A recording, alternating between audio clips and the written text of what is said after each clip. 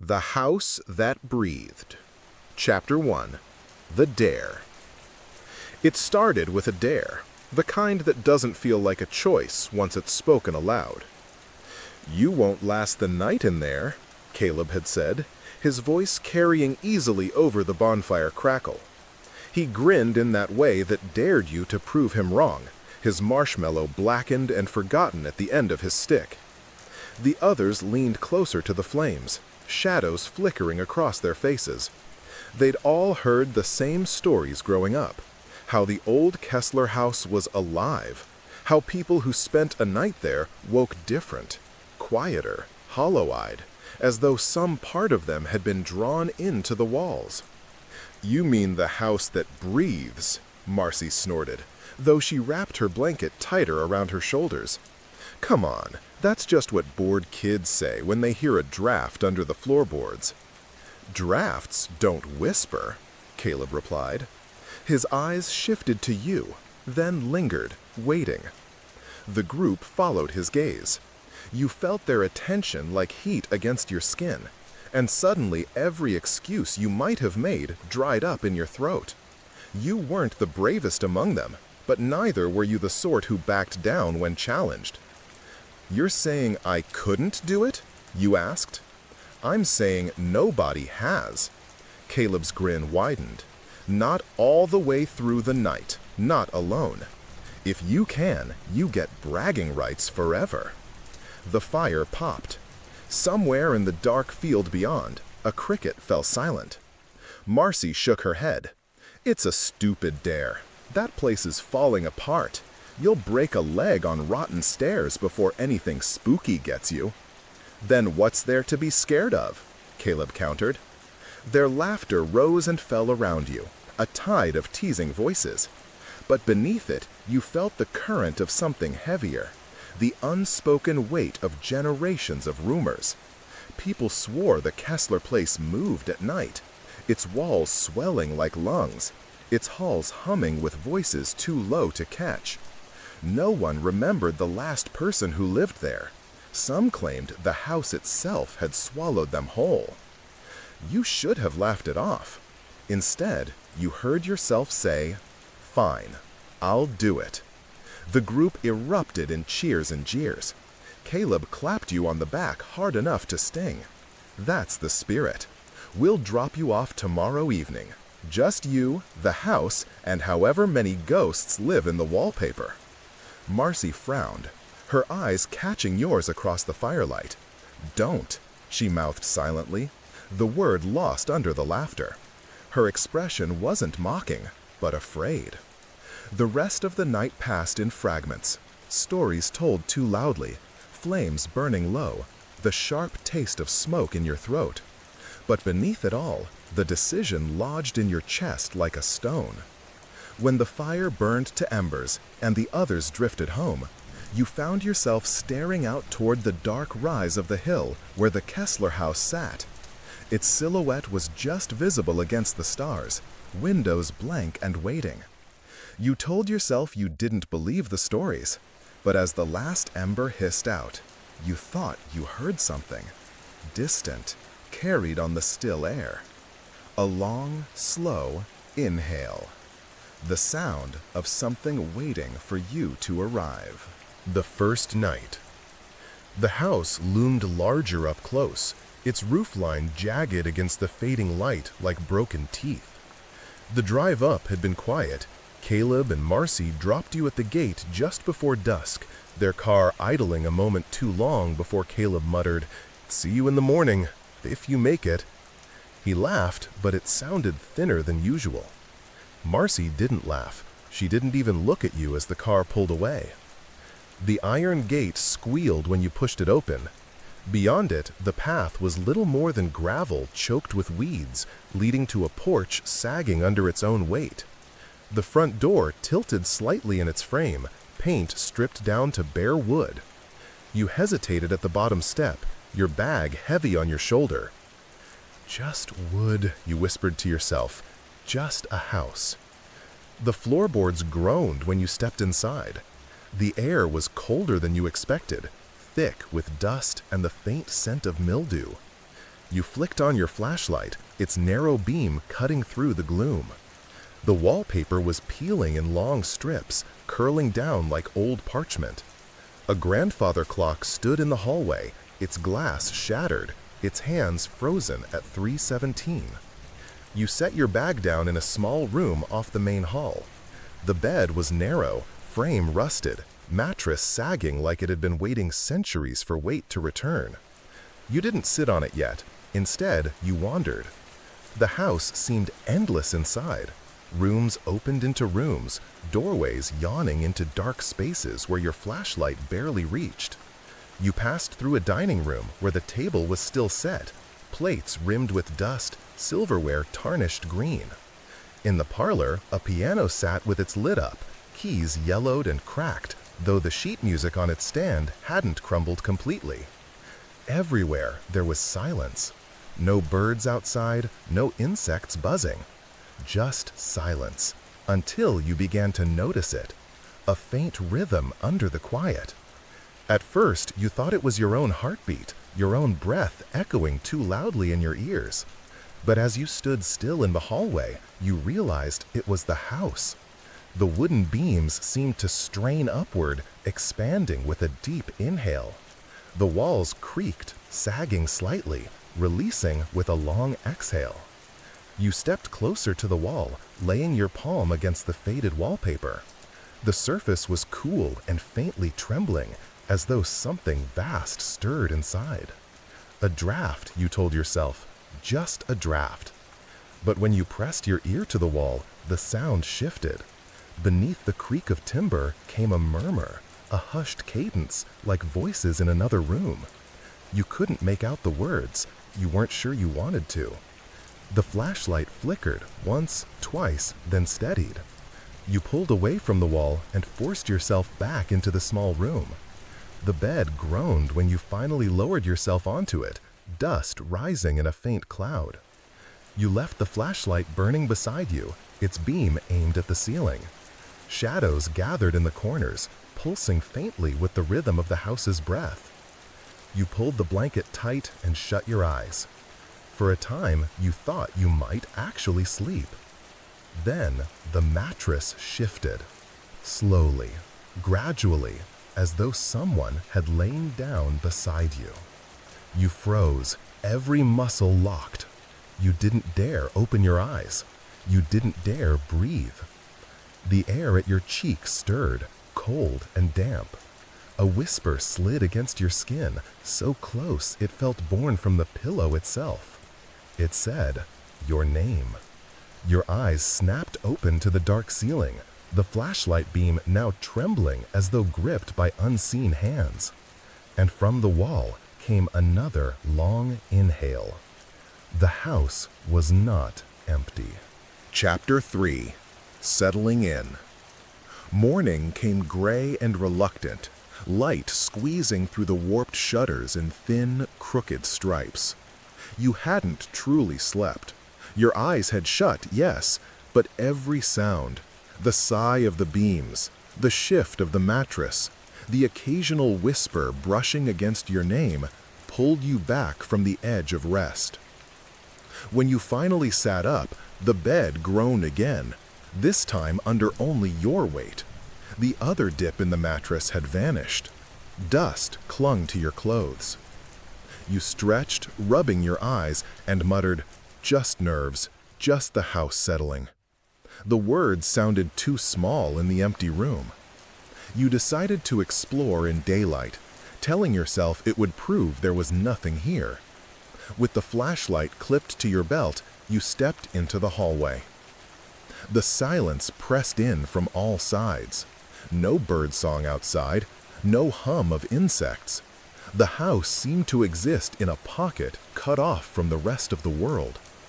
The dining room looked worse in the light.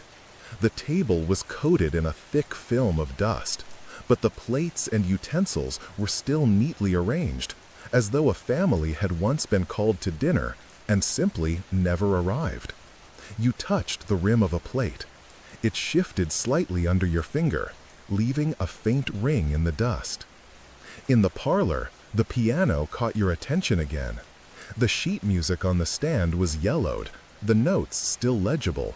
Nocturne in E minor. You pressed a single key. The sound that rose wasn't quite right, too sharp, too hollow, but it was sound, and in the silence of the house it seemed deafening. The floor above your head answered with a creak. You froze, hand hovering over the keys. The creak came again. 2 slow steps. Then nothing. Wood expanding, you whispered to yourself, though the words trembled. The kitchen was worse. Rust ate through the sink basin, and the stove was choked with ashes long cold. A kettle sat on one of the burners, blackened and cracked. You bent to look closer and saw something scratched into the enamel of the stovetop, faint but deliberate. Leave before it learns you. The letters trailed off at the end, as if whoever carved them had been dragged away mid-stroke. You stumbled back, nearly tripping over the doorframe. Your flashlight beam wavered over the walls, revealing nothing but more peeling wallpaper, water stains like spreading bruises. In the pantry, you found jars of preserves so old the contents had turned black, lids rusted shut. A child's shoe sat on the shelf beside them, too small, too clean compared to everything else, as though it had been placed there recently. The upstairs hallway was worse than you expected, long, narrow, lined with doors. The carpet runner had rotted to threads, but when you stepped onto it, you swore it gave slightly, like flesh instead of fabric. You forced yourself down the corridor, opening each door. A bedroom with wallpaper patterned in faded stars. A sewing room with the machine still threaded, needle halfway through a scrap of fabric. A bathroom where the mirror was cracked into a spiderweb pattern, yet in the shards, your reflection seemed delayed. You lifted your hand, and in one sliver of glass, your reflection's hand lifted a moment later. By the time you returned downstairs, your chest felt tight, as though you had been holding your breath for hours. The grandfather clock in the hallway stood silent, its hands still locked at 3:17. But as you passed it, you heard a faint ticking. Not steady, not rhythmic, just once, a hollow tick, then silence. You backed into your small room and closed the door. Your phone, when you pulled it out, showed no signal, not even a flicker of a bar. You tapped out a message to Marcy anyway, thumbs trembling. Still alive, just a house, right? The message sat unsent, and from somewhere deep in the walls, the house exhaled, slow and heavy, as though sighing at your denial. The second night. By evening, the house felt heavier, not just in its silence, but in the way it seemed to lean inward, its very walls sagging as though listening. You had spent the day exploring, keeping your fear buried beneath a thin layer of logic, drafts, rot, old foundations. But the scratches on the stove, the reflection in the bathroom mirror, the phantom steps above, those lingered, circling your thoughts like crows. The sun dipped behind the trees, and with it, your courage. Shadows stretched across the hallways like dark water flooding the floors. You retreated to your small room, flashlight clutched in your hand, your bag pressed against the bed as if proximity alone could keep you safe. Your phone still showed no signal. The message to Marcy still hadn't sent. You tried again, lifting the phone, walking slowly around the room, near the window, near the bed. Still nothing. At one point, the screen flickered, not the kind of flicker that comes from low battery, but as though someone's fingers had brushed the inside of the glass. For a moment, a single bar appeared. You typed fast. Come back, not a joke, feels wrong. But before you hit send, the bar vanished. Dead air again. Darkness gathered quickly. The flashlight beam cut a small, weak circle, every corner beyond it swelling with shadow. You laid down, but sleep did not come easily. Your ears strained at every creak, every sigh of the boards. And then, sometime past midnight, it began again. The mattress shifted. Slowly, gradually, a weight pressing down at the far side, making the springs groan as though another body had eased into place beside you. You turned sharply, flashlight in hand, but the beam struck only dust and the curve of the pillow. No one. You swallowed hard. It's just... Before you could finish, breath stirred against your ear. Cold, wet, impossibly close. A whisper followed, the same voice you had heard through the walls the night before, but clearer now. "Don't worry, I'll keep breathing for you." You jolted upright, the flashlight quivering in your hand. The room was empty, but the air pulsed. The shadows along the wall shifted as though carried on an invisible tide, rising with a slow inhale, sinking with an exhale. "No," you said aloud, though your voice broke. "No, it's just a house." The reply came instantly, low and soft, from everywhere at once. Not just a house, home. The walls swelled outward, wood groaning like ribs strained to their limit. The floor beneath you trembled faintly, like something vast was stirring underneath. You stumbled back, pressing against the door. The knob was cold under your hand, but when you tried to turn it, it refused. Locked. You hadn't locked it. The whisper rose again, curling through the room, threading into your ears. "I've been here all along, before you, before them. I know your breath. I know your name." "Shut up," you shouted, though your voice cracked in the silence. The shadows recoiled slightly, as though savoring the panic in your words. Then they pulsed again, keeping rhythm with your heaving breaths. Inhale, exhale, until you realized the house wasn't just breathing anymore. It was breathing with you. Every rise of your chest was echoed in the groan of the beams, every gasp matched by the walls expanding. Your lungs no longer felt like your own. They felt tethered, bound to something larger. And when you tried to hold your breath, the house inhaled for you, stretching, creaking, sighing. It would not let you stop. Chapter 5. The Diary. When dawn finally arrived, it felt less like morning and more like a reprieve, a stay of execution. The pale light seeped reluctantly into the small room, gray and weak, barely piercing the heavy curtains. You hadn't slept, not really. Every time your eyes shut, you felt it. The pull of the house, the weight in the mattress beside you, the rhythm of your own breath caught in its cycle. You'd sit up, gasping, only to find the air stale and still. At some point, exhaustion dulled your fear enough for you to drift into a shallow doze, and that was when you dreamed. Not of the house exactly, but of corridors that bent and bent without ending, of walls that pulsed like veins, of a voice whispering your name until you no longer knew if it was calling you into the house or out of yourself. When you woke, your throat ached. You forced yourself up, determined to look for proof, something tangible to make sense of the night. The silence was heavier than before, the kind that presses into your ears, making your own pulse sound too loud. You explored again, keeping your hand against the wall as though that thin contact could anchor you. The wallpaper flaked under your touch, leaving pale smears of dust. It was in the upstairs study that you found it, a narrow room with tall shelves, most sagging under the weight of mold-bloomed books. Papers littered the desk, curled with damp.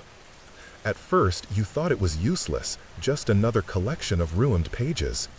Then you noticed the journal. Its leather cover was cracked, the strap brittle. Inside, the pages were stiff, but the ink still legible, scrawled in a hurried, uneven hand. You sat at the desk and began to read. March 2nd, 1911. The house listens. I hear it when I sleep. At first it was the walls that sighed, but now I think it is closer. Beneath the bed, behind the mirror. It whispers, and when I do not answer, it waits. You flipped forward, pages yellowing under your fingers. March 19th.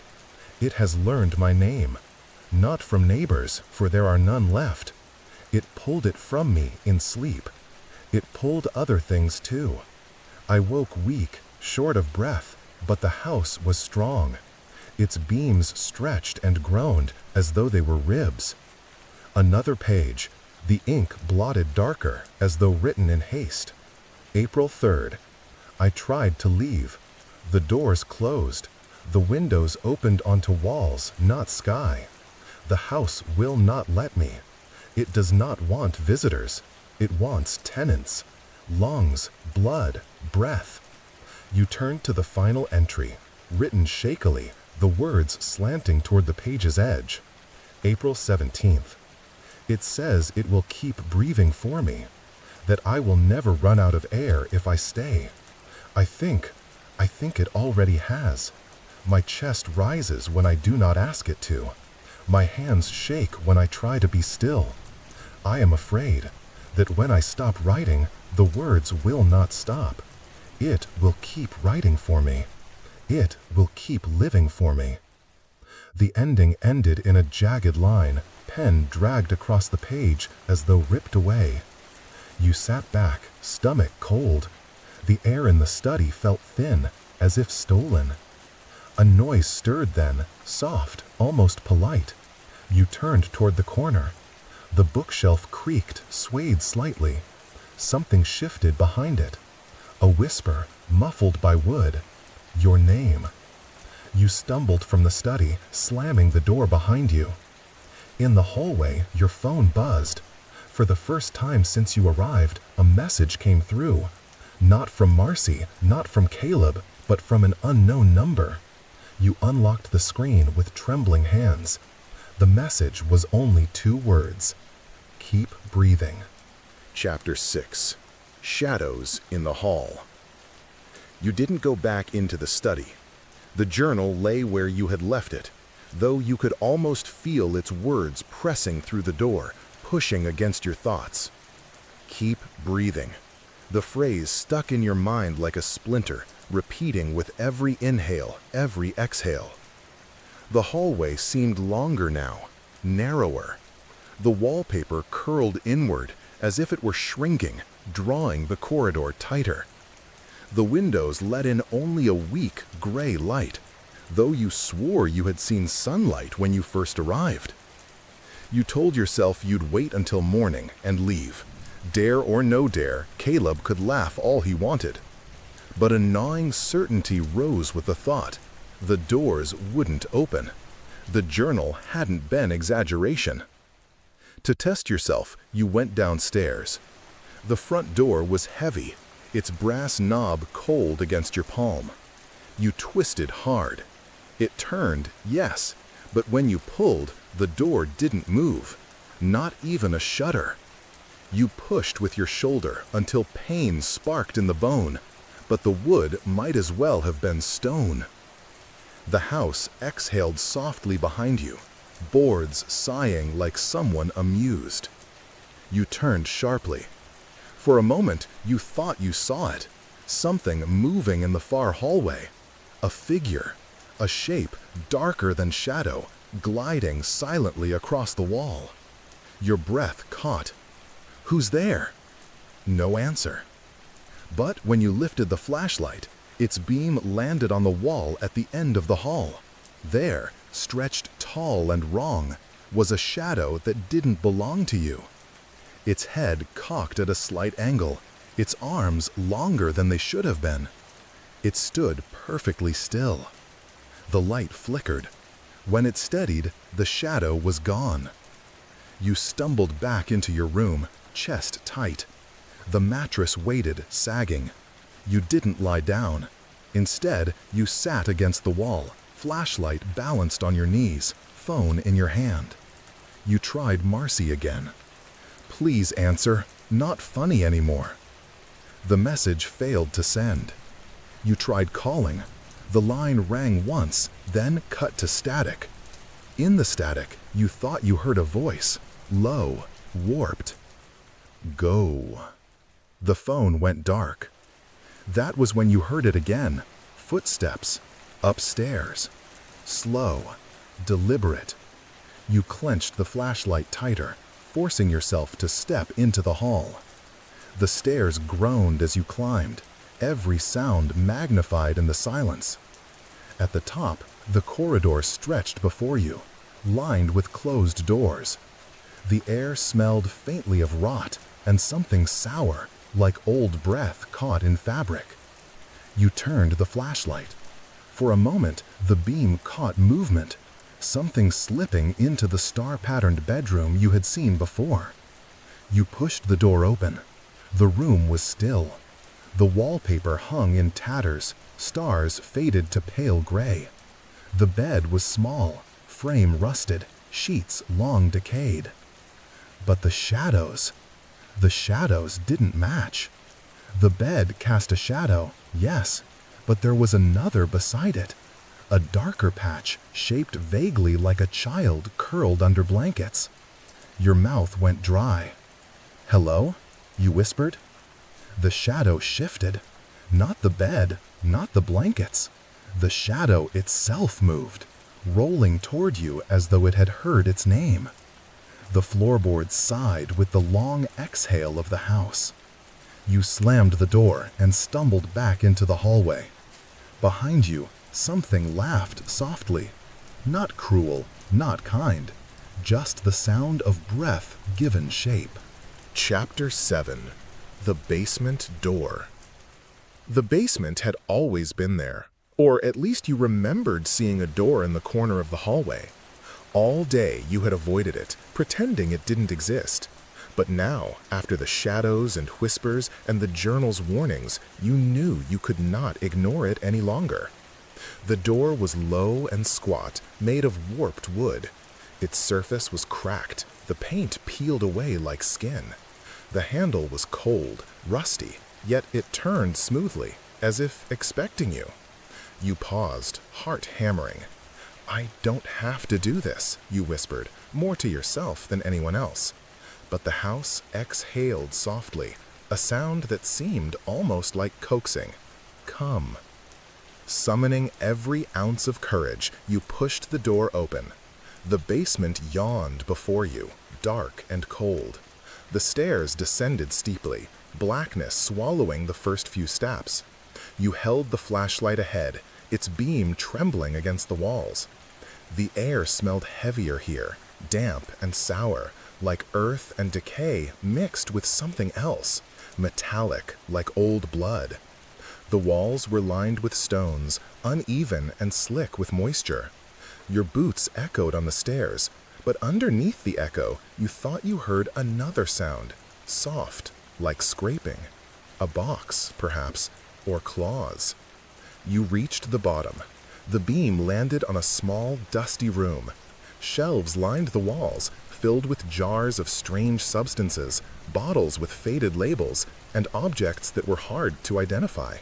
Small toys, carved figurines, pieces of torn cloth. A child's drawing pinned to the wall.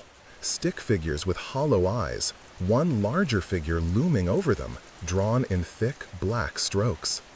Something stirred in the darkness behind the shelves. You turned, heart racing, but the light revealed only dust motes floating lazily in the air. Then you noticed the floor. The wood wasn't uniform here. It bulged slightly in patches, like veins beneath skin. One patch shifted, slowly, deliberately. You stepped back, flashlight shaking in your hands. A whisper brushed your ear. "Do you see now?" The voice was closer than before, curling around your skull. The floor beneath the bulge groaned, and suddenly the air was full of sound. A low, rhythmic breathing, pulsing like a heartbeat. You realized the sound was beneath you. The house itself inhaled and exhaled, and the movement beneath the floor matched it perfectly. You crouched, peering closer. The floorboards weren't just warped, they were breathing, stretching and contracting, rising and falling, as though something massive lay hidden beneath. The thought clawed at your mind. Something alive, something waiting, something that had learned your name. A cold wind brushed past your neck. You turned sharply, flashlight sweeping the room.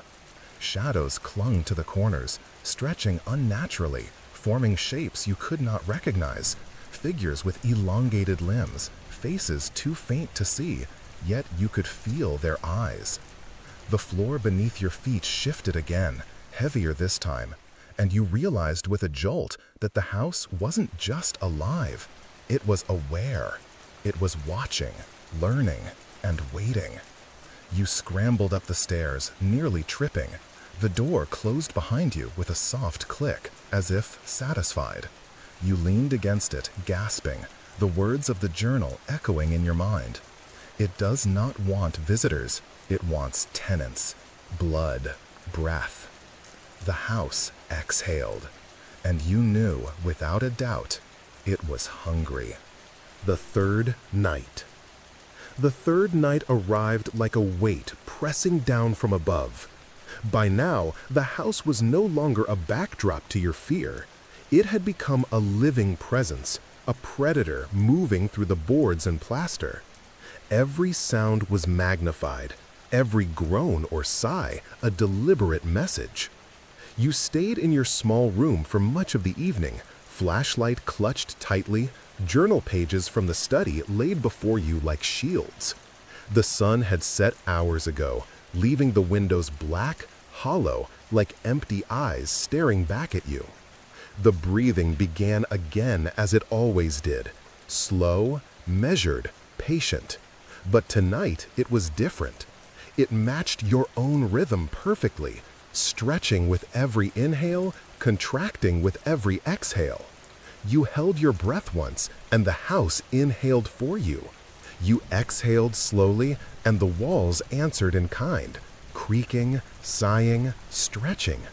"You're alive," you whispered, voice cracking. You're alive." The reply came, soft, everywhere at once. "Alive because you are. Alive because I let you be." You jolted upright, flashlight swinging. The walls seemed to pulse, as if the wallpaper itself breathed in tandem with the house. Shadows undulated in corners, bending and stretching with a life of their own. It was then you noticed the mirror across the room, one of the old cracked shards still intact. Your reflection rose as you did, but with a faint delay. A second later, the reflection's hand lifted when yours hadn't moved. Its head tilted slightly, mimicking your movements, almost playfully. "No," you muttered, "I'm in charge. You don't." The house answered again in the softest of whispers. "You are mine as long as you breathe. I learn, I follow, I keep." Something shifted in the shadows.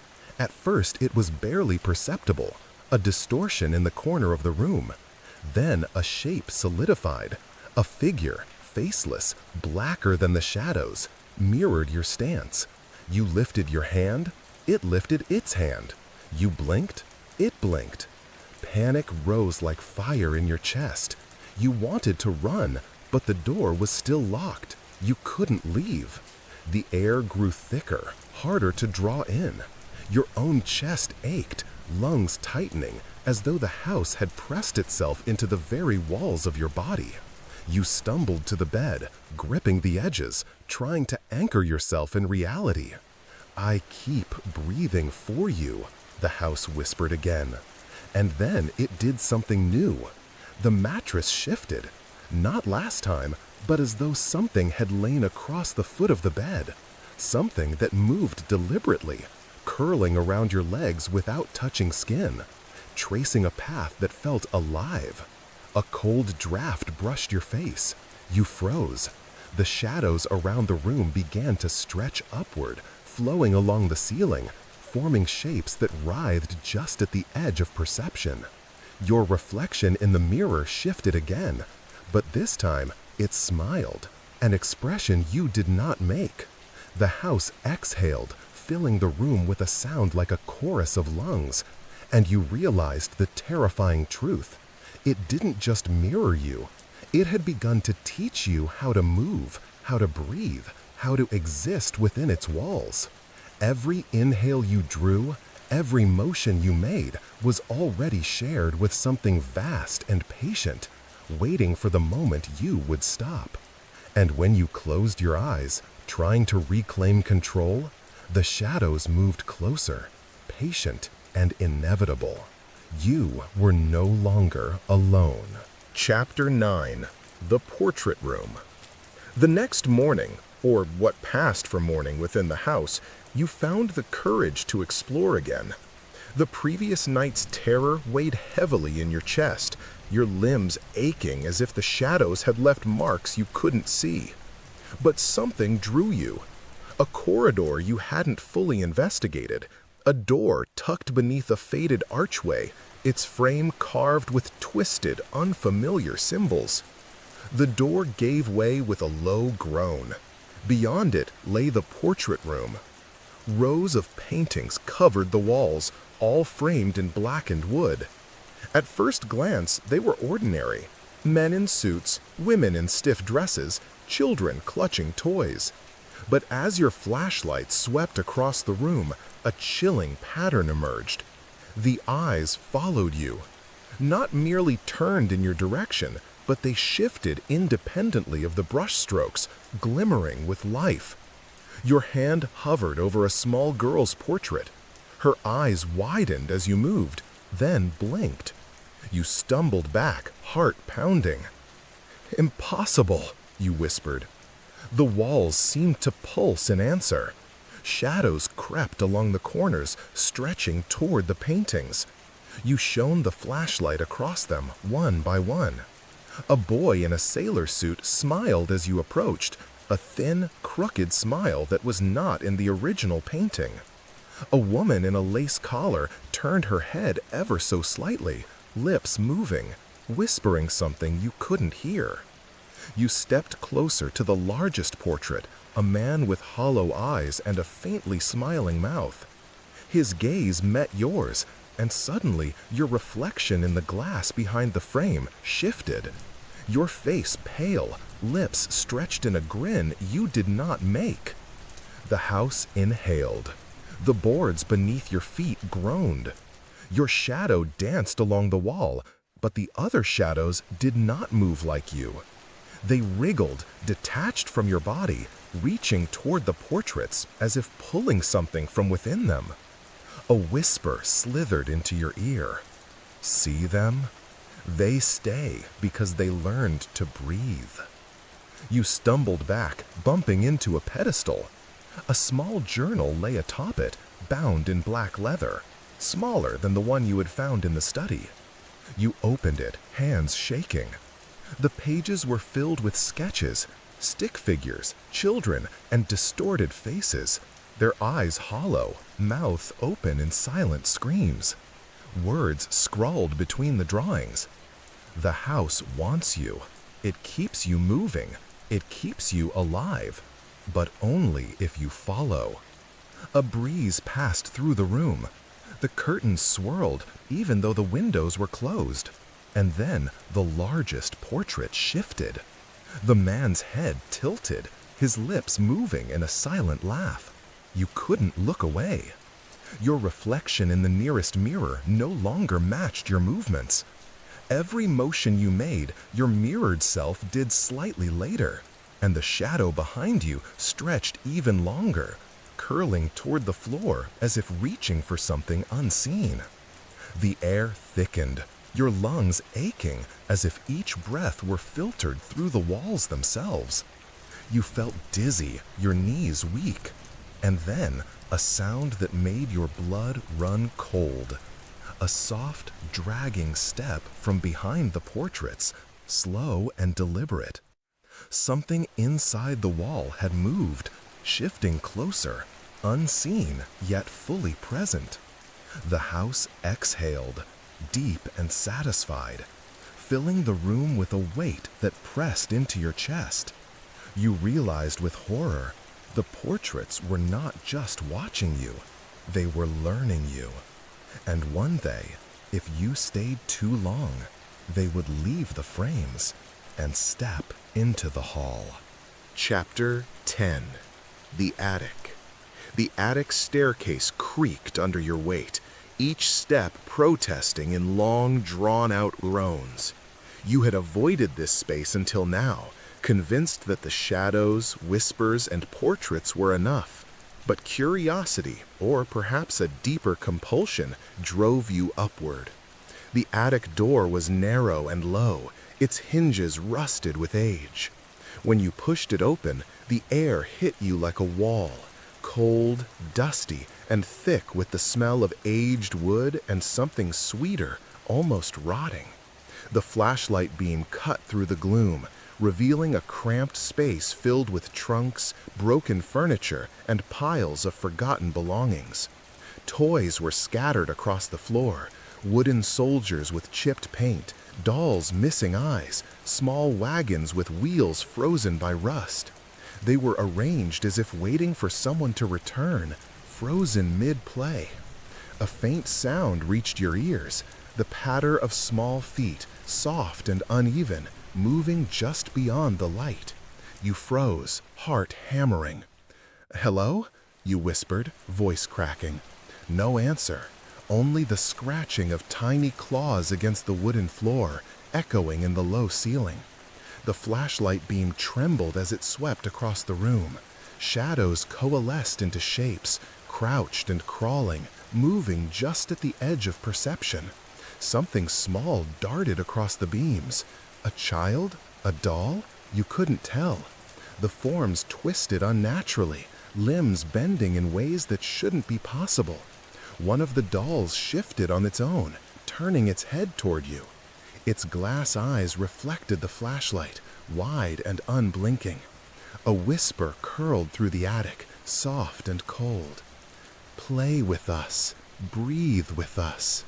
You stumbled backward, tripping over a trunk.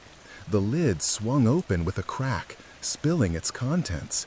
Old clothes, letters, a cracked porcelain doll whose mouth seemed to move in the dim light. The air thickened, making every breath a labor.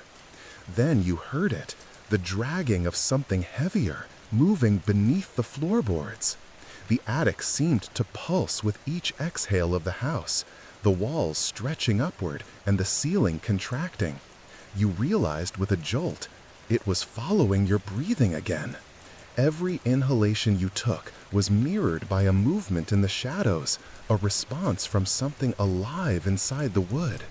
The small shapes darted closer. Tiny whispers threaded together into a chorus, faint but distinct. "Keep breathing, keep moving, stay with us." You pressed yourself against the far wall, the flashlight trembling in your hands.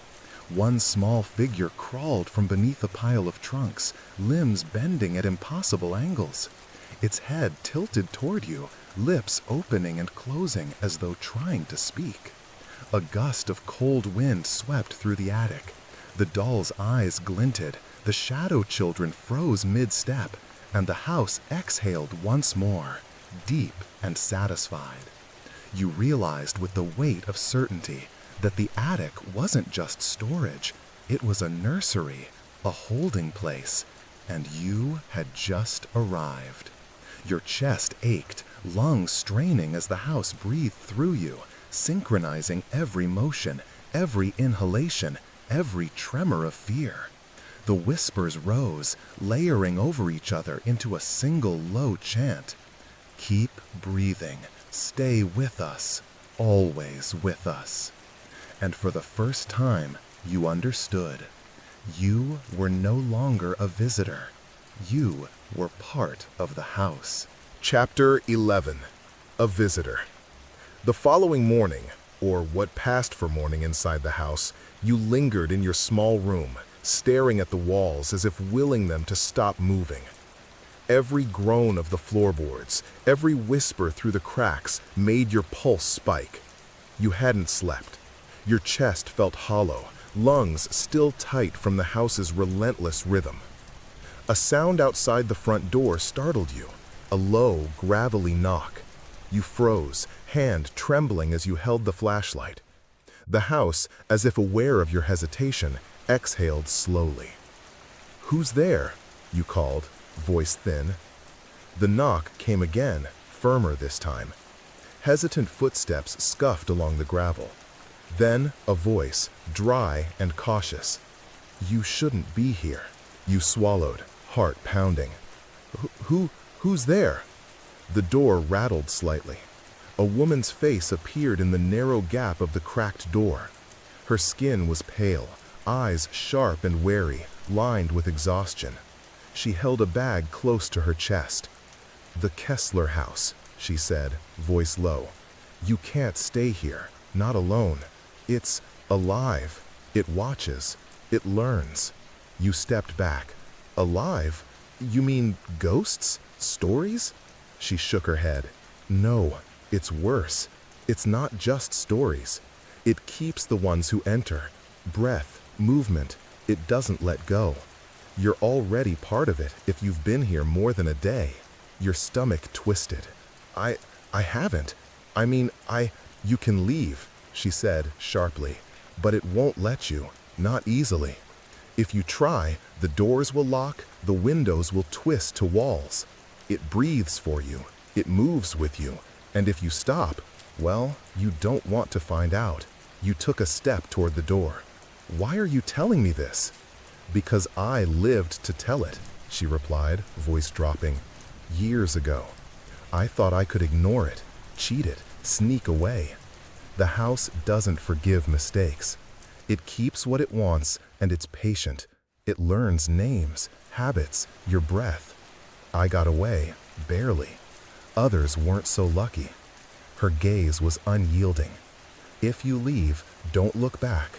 Don't try to move faster than the house allows, and don't sleep here. If you sleep, it claims more than you know." A tremor ran through you. Is there a way to fight it?" The woman's expression softened, almost pitying. "No, not truly. You can resist for a time, but it always wins. You have to stay aware, awake, moving, or it will teach you in ways you won't understand until it's too late." She stepped back, pressing her hand against the door. "I have to go. Remember, keep breathing, keep moving, and pray it doesn't like your name." Then she was gone, leaving the door rattling in the wind. The house exhaled long and slow, as if sighing with satisfaction. The shadows in the hall stretched towards you, and you realized something terrifying. She had been right. You were already part of it. Your lungs ached, your chest tight. Every exhale matched the house's groan. Every step you took reverberated through the boards, mirrored by something beneath the floors, something patient and waiting. And outside, the sun burned weakly through gray clouds, but inside, the house's darkness had already claimed the day. Chapter 12. The Fourth Night. By the fourth night, exhaustion had wrapped around you like a shroud. Sleep was no longer a possibility. Every creak of the floorboards, every sigh of the walls reminded you that the house was awake and watching. Your chest ached, lungs burning from the constant mimicry of its rhythm. You sat on the edge of the bed, flashlight trembling in your hands, journal pages spread around you like fragile shields. The breathing began slowly, at first soft, almost polite. Then it grew, expanding into the room like a tide. Each inhale drawing the air from your own lungs, each exhale pushing back against you. The shadows in the corners shifted with an uncanny intelligence. You rose, hands outstretched to steady yourself, and the house moved in tandem. The walls stretched, the floorboards groaned, and the ceiling seemed to bend as though the room itself was taking a breath alongside you. You tried to step backward. The floorboards matched your motion, sliding slightly underfoot, as though mirroring your hesitation. You reached for the door. It resisted, locked again. A whisper slid through the darkness. "Do not stop. Breathe with me. Move with me. We are one." Your reflection in the cracked mirror trembled. You raised a hand. Your mirrored self lifted after a delay. The shadows along the walls curled toward you, elongated, stretching to meet the shapes of the paintings, the toys, the children's sketches that haunted every room. Panic surged. "I'm not yours," you shouted. The house exhaled, a low, resonant sound that filled every corner, vibrating in your chest. Your words faltered, swallowed by the weight of it. It was patient, massive, deliberate. It did not rush. It simply existed, and you were caught inside its rhythm. Your heartbeat quickened, matching the wall's pulse. Each breath you tried to take alone was answered with the house's inhale, forcing you into a cadence you could not escape. The shadows along the corners grew taller, darker, some twisting into forms vaguely humanoid. Others seemed to crawl along the floorboards, unseen but felt, brushing against your ankles, leaving a chill that sank to your bones. You sank to the floor, gripping your knees, gasping. The mattress beside you shifted once, then twice, as though a heavy weight pressed down deliberately, reminding you of its presence. "We keep you," it whispered, "because you breathe, because you move, because you let us." You coughed, trying to resist, to pull away, but the house inhaled with you, mirrored you in every motion. Every trembling step, every shallow breath, every faltering movement, it was echoed, magnified, and absorbed. Hours passed like minutes. Minutes stretched into eternity. The shadows grew restless, swirling, twisting into shapes that mimicked you, followed you, mocked you. Your body ached, your lungs burned, but the house would not let you stop. And when you finally allowed yourself to lie down, exhausted, the mattress sank beside you once more. A whisper came through the pillow. "Sleep, and we breathe for you, always." And the house exhaled, stretching through the walls, the floors, the ceiling, and into your very chest. You understood now. You were no longer a visitor. You were a part of it. The walls open. By now, you moved through the house with a strange mixture of fear and familiarity. The walls groaned with every step, echoing your heartbeat and mimicking your movements. But as the fourth night deepened, you noticed something new. The walls themselves seemed to shift, subtle at first, then unmistakable. A hallway you had walked countless times appeared slightly longer. A corner that had always been solid now seemed to hollow, the wallpaper rippling like skin. You paused, hand pressing against it, and the surface gave a little, soft, pliant, alive. The house exhaled. With trembling fingers, you pressed harder. The wall bowed inward, revealing a narrow opening, dark and tight. Dust rose from the gap, and a cold draft blew toward you, carrying faint whispers. You peered inside. A passage, lined with rough stone, twisted downward into darkness. "It wants you to see." The whisper slithered through the hall, brushing your ear.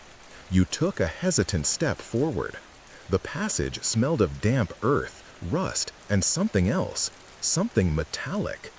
The floor beneath your boots was uneven, rising and falling like the pulse of a living thing. The walls throbbed with every breath you took, echoing your own rhythm back to you. Shadows moved ahead, flitting along the edges of your flashlight. Shapes too long, too dark, too fluid to be human. They stretched toward the passage, then recoiled when you approached. One seemed to linger, watching, almost curious. The farther you went, the stronger the sensation became. The house itself was alive beneath the surface. You pressed your palm against the stone, feeling faint vibrations. Something vast slivered just beneath your touch, unseen yet undeniable. At the end of the passage, a heavy wooden door appeared, blackened with age. Symbols, twisted and indecipherable, were carved deep into the surface. The whisper came again. "Beyond here is what feeds me." Your hand shook as you lifted the latch. The door opened slowly, revealing a cavernous space below the house. Roots, pipes, and tangled wood crisscrossed the walls. Faint, pulsing lights glimmered in the dark, like veins of some colossal organism. The air was thick and heavy, vibrating with every inhale and exhale you took. In the center of the chamber, a pit yawned, dark and deep. Something moved within it, a shadow too large to define, writhing, stretching, and undulating as if alive. Whispers rose from the pit, layering together into a chorus. "Breathe, move, live, or join us." Your stomach churned. Every instinct screamed to turn back, to run, but your chest tightened. You realized with sickening clarity, the house did not just breathe for you, it fed on you. Every movement, every breath, every fear was fuel.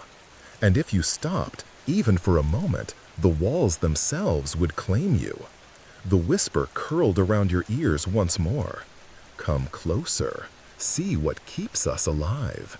See what keeps you breathing." The house exhaled, long and low, filling the chamber and your very lungs with its presence. Chapter 14. The Bargain. The pit at the center of the hidden chamber pulsed with a strange, living rhythm. The house exhaled around you, a sound so deep it vibrated through the stone walls and into your chest. You wanted to flee, but your legs were led, your lungs tethered to the rhythm of the walls. Then it spoke, not a whisper, not a breath, but words full and deliberate, echoing from every corner, every creak, every shadow. "You are mine. You have been mine since the day you arrived. You breathe, I keep you. You move, I follow. And now, you may choose." You stumbled backward, flashlight trembling. "Choose? What?" "Life," the house replied, "or freedom. But freedom comes with cost." A chill ran down your spine. "What cost?" "To leave is to give up your breath. To stop is to join us. To stay is to survive, but only as part of me. I offer safety, but it is not the life you knew. Do you understand?" You swallowed, heart hammering. The shadows along the walls began to stretch taller, moving independently, curling toward the pit as though drawn to something living. Shapes writhed there, indistinct but alive, faces hidden in darkness. "Stay," the house murmured again, "and I will keep your breath steady. I will not let it falter. You will move, you will live, but always with me. Leave, and the doors will close, the floors will twist, the walls will consume." The choice was impossible. Every instinct in your body screamed to flee, to run far from the house, far from its exhalations and shadows. Yet even imagining leaving filled your lungs with a phantom weight, a sense of being torn from yourself, unmade. You took a tentative step closer to the pit. The shadows recoiled slightly, then circled you, brushing against your legs, rising like smoke toward your face. You coughed, lungs burning, and felt the rhythm of the house settle in your chest again. "Decide," it whispered, "or be decided for." For a moment, clarity struck. You could stay, synchronize fully, breathe safely within its walls, but you would no longer be free. Every movement, every thought, every breath would be mirrored, guided, owned, but you would survive. Or you could run, risk everything, fight against the rhythm, gamble that your lungs and limbs could escape a house that had already learned your name. Your chest heaved, sweat stung your eyes. You could feel the pulse of the walls in your fingers as you pressed them against the stone, as if the house itself waited for your answer. Then the whisper came again, soft and patient. Breathe. Choose. The shadows paused. The pit pulsed. The air trembled. And for the first time, you understood that no matter what you decided, the house would not release you entirely. It could wait, it could learn, and it always waited for those who underestimated its patience. Chapter 15. The Last Night. Night fell like a shroud, thicker and colder than any before. The house seemed to inhale as the sun disappeared, filling every corridor, every room, every shadow with a living presence. Your body ached, lungs burning from the relentless rhythm. The walls groaned with anticipation, the floorboards quivering beneath your feet. You moved cautiously through the hallways, flashlight trembling in your hands, shadows curling toward you with unnatural speed. The portraits followed your every step, the eyes glinting with intelligence and hunger. Toys in the attic shifted slightly, as if pushed by unseen hands. Then you heard it, a chorus of whispers, layered, deep, omnipresent. Breathe, move, live with us, or stop, join us. The walls themselves began to bend outward, revealing glimpses of rooms you didn't remember, spaces that had been hidden behind panels and wallpaper. Shapes formed and dissolved in the corners, humanoid but impossible, limbs bending at angles no human body could manage. The shadows reached, grasping, pulling at the edges of your mind. Your reflection in the mirror twisted, smiling when you did not. You pressed your hands to it, and it pressed back, cold, resisting. The house exhaled through the floors, the walls, the ceiling, and you felt it in your chest, as if it had claimed your heartbeat. A sudden shift in the air drew your gaze downward. The pit in the basement, hidden until now, pulsed with something vast, alive, thrumming with a rhythm that matched the house itself. You realized then that the house was not just alive. It was a network, a single organism, and you were its prey and its pulse. Choose, it whispered again. You felt your knees give way. Every instinct screamed to flee, yet your body felt heavy, tethered to the rhythm, to the breathing, to the house itself. You tried to run. Doors resisted, floors warped, shadows thickened, brushing against you, slowing you, pressing into your mind. And then you understood. Freedom was impossible. The house had learned your name, your breath, your very movements. Every attempt to escape was anticipated, mirrored, absorbed. You sank to the floor, chest heaving, gasping, lungs straining. The shadows paused, the walls softened, the exhale slowed. The house watched. It waited. Breathe, it murmured. Stay, and you live. Stop, and join us. Tears ran down your face. Exhausted, trapped, tethered to its pulse, you made your choice. You let yourself breathe. The shadows recoiled slightly. The walls exhaled in satisfaction. The house settled, stretching, sighing, a deep, resonant rhythm pulsing through the structure. You were alive, but no longer alone. Your chest rose and fell in time with the house. Your movements mirrored its pulse. Your breath was no longer entirely your own. You were part of it, a tenant, a survivor and a prisoner all at once. Outside, the sun rose weakly, but inside, the house breathed. Always. Patient. Vast. Eternal. And you understood at last. It did not merely keep its tenants alive. It became them, weaving their lives into its walls, learning, waiting, breathing. You closed your eyes, surrendering to the rhythm. The house exhaled, and in that breath, you were lost.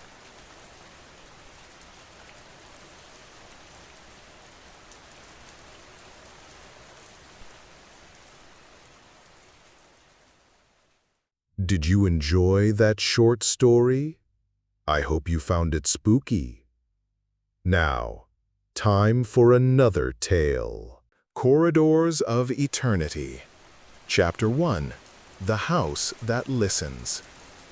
Elias had always walked past the old house on the hill with a mixture of curiosity and unease.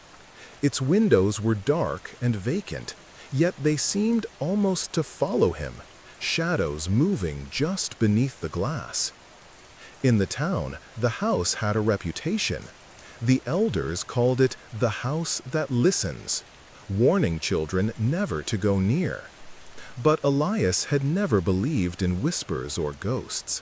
He believed in logic. Still, lately, he had been hearing something.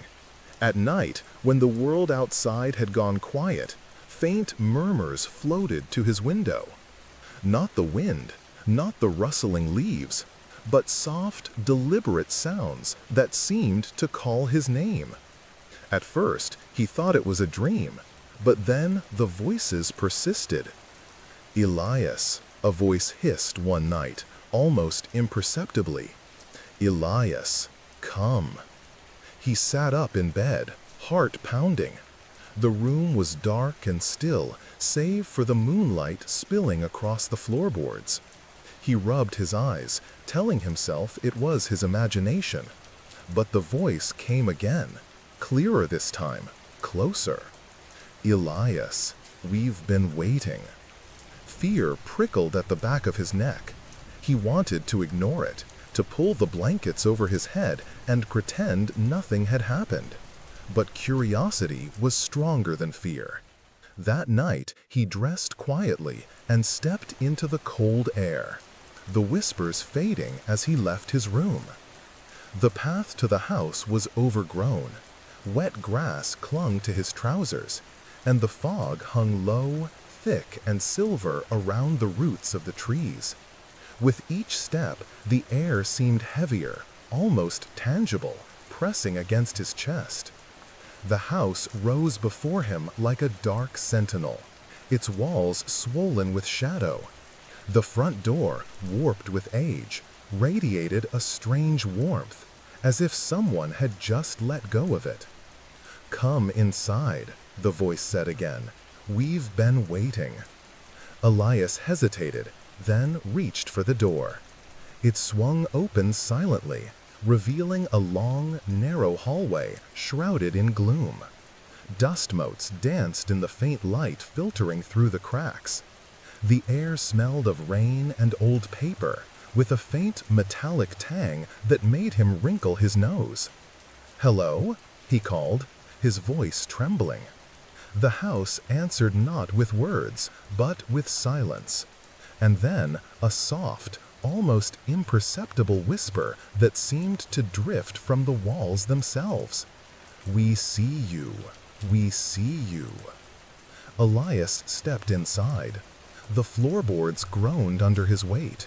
Shadows shifted in the corners, and mirrors appeared along the walls, reflecting nothing of the room or of him. Instead, each reflection showed him asleep in his bed, eyes wide open, staring, waiting. A shiver ran down his spine. This isn't real," he muttered. But the whisper came again, and this time he could almost feel it pressing against his eardrums. "It is real. Listen, watch, never leave." He tried to turn back, but the door had vanished. In its place was a solid wall, the paint blistered and peeling. Panic surged, but it was accompanied by a strange calm, as if the house itself was breathing, and he was meant to be part of it. In the heart of the hallway, a single candle flickered in a sconce. Elias moved toward it, drawn by its lonely light. Shadows twisted on the walls, and from the darkness, a figure emerged. It was tall, indistinct, and silent, with eyes that gleamed like wet stones. "Who are you?" Elias demanded, stepping back. The figure tilted its head. The voice came again, now a chorus, overlapping voices like 1,000 mouths speaking at once. "We are the ones who listen. We have always waited. It is your turn." Elias stumbled backward, and the candle guttered, plunging the hallway into darkness. The mirrors multiplied, surrounding him, reflecting not him, but something else, something older, hollow-eyed, smiling. The house was alive, and it was waiting. Chapter 2. The Hall of Mirrors. The darkness clung to Elias like a wet shroud. Every instinct screamed at him to run, yet his feet moved forward, guided by a strange, unexplainable curiosity. The air inside the house was thick, almost sticky, carrying the scent of old paper and something faintly metallic, blood, perhaps, or rust. He tried to steady his breathing, but each exhale came out shaky, and every heartbeat echoed in the silent halls. The mirrors stretched endlessly before him, walls multiplying into corridors he hadn't noticed moments ago. He reached out to touch one. The glass was ice cold, and the reflection stared back at him. But it wasn't quite him. His face was pale, drawn, and hollow-eyed, as if some part of him had already been claimed by the house. A whisper came from somewhere behind the mirrors. "Elias," it said softly, almost coaxingly. "Don't be afraid. Come closer." I don't know if I should," he stammered. His voice sounded foreign, distant, swallowed by the walls. "What do you want from me?" The mirrors seemed to shiver, and the whisper grew louder, a chorus now, each voice overlapping the other. "We want you to see. We want you to hear. We want you to understand." Elias took a hesitant step forward. One of the mirrors, larger than the others, rippled slightly, like water disturbed by a falling stone. The reflection inside it moved independently, turning its head to watch him with a patience that was almost unbearable. Why are you showing me this?" he asked, his voice barely a whisper. The figure in the glass smiled faintly. Its lips moved, but no sound came. Then the whispering grew, more urgent, more insistent. "Because soon you will join us. Because soon you will listen forever." Elias took a hesitant step forward. One of the mirrors, larger than the others, rippled slightly, like water disturbed by a falling stone. The reflection inside it moved independently, turning its head to watch him with a patience that was almost unbearable. Why are you showing me this?" he asked, his voice barely a whisper. The figure in the glass smiled faintly. Its lips moved, but no sound came. Then the whispering grew, more urgent, more insistent. "Because soon you will join us. Because soon you will listen forever." The candle he had carried flickered again, revealing a long corridor lined with doors. Each door was unique, some carved from dark, aged wood, others painted with strange, swirling patterns that seemed to move when he looked away. One door at the far end was slightly ajar, spilling dim light into the corridor. Elias felt drawn to it, though every rational part of him screamed to stop. As he approached, a sudden cold gust swept through the hall. The mirrors vibrated, and the reflections within them warped, twisting his own image into grotesque forms.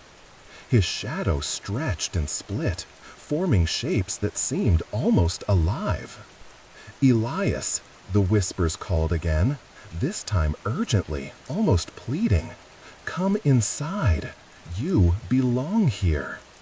With a trembling hand, he pushed the door open. Beyond it lay a room filled with dust-covered furniture, old portraits lining the walls. The eyes in the paintings seemed to follow him as he moved. In the center of the room was a chair facing another mirror, enormous and framed in dark, twisting wood. A single candle sat on a small table beside it. The mirror shimmered, showing a scene that made Elias's stomach tighten. Himself lying in his own bed at home, wide-eyed and awake, staring at the ceiling as if trapped in a nightmare. He turned to leave, but the door slammed shut behind him. The room plunged into darkness, and a low, wet breathing filled the space. Elias's heart pounded. "Please," he whispered, "I don't understand." The mirror rippled again, and the reflections shifted. Shadows emerged from the glass, forming shapes that reached toward him with long, twisting fingers. Whispers filled the room. "You are listening.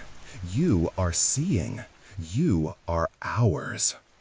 Elias stumbled backward, knocking over the candle. The flame flared briefly, illuminating the shadows before extinguishing. He found himself engulfed in blackness, yet somehow he could still see. The mirrors now lining the walls of the room itself, endless, stretching beyond comprehension. He realized with a sinking dread that the house was not merely around him. It was inside him. And it had been waiting all along. Chapter 3. The Voices Behind the Walls. Elias pressed his back against the cold wall, trying to calm the frantic beating of his heart. The darkness pressed in from every side, and yet the mirrors glimmered faintly, reflecting not his own image, but fragments, shapes moving just beyond comprehension, shadows writhing with intent. A whisper floated from the walls themselves. "Elias, do you hear us?" He swallowed hard. "Yes, I hear you." His voice cracked. "But why? Why me?" The shadows pulsed, and one of the mirrors shimmered. This time, the reflection was not of him, but of a long hallway lined with doors, each door opening and closing slowly, almost rhythmically, as if breathing. "Because," the chorus of voices answered in unison, "you have always listened. You have always been awake when others slept. You hear what others ignore." Who are you?" he whispered, trembling. The mirrors flickered, and suddenly dozens of pale faces appeared, pressed against the glass, mouths moving in silent speech. One face leaned closer, its eyes dark and infinite, and whispered, "Do you want to understand, Elias? To truly see what the world hides?" He hesitated, his rational mind screaming for him to run. Yet his feet carried him forward. Something inside him, a mix of fear, fascination, and an unexplainable compulsion, drove him toward the largest mirror. "You cannot leave," the voices said, soft but relentless. "Not until you have listened, not until you have seen." The mirror rippled. From its depths, a hand emerged, pale and wet, reaching for him. Elias stumbled back, nearly falling. "No, I don't belong here," he shouted, panic rising. "Do not resist," the chorus whispered. "Resistance is unnecessary."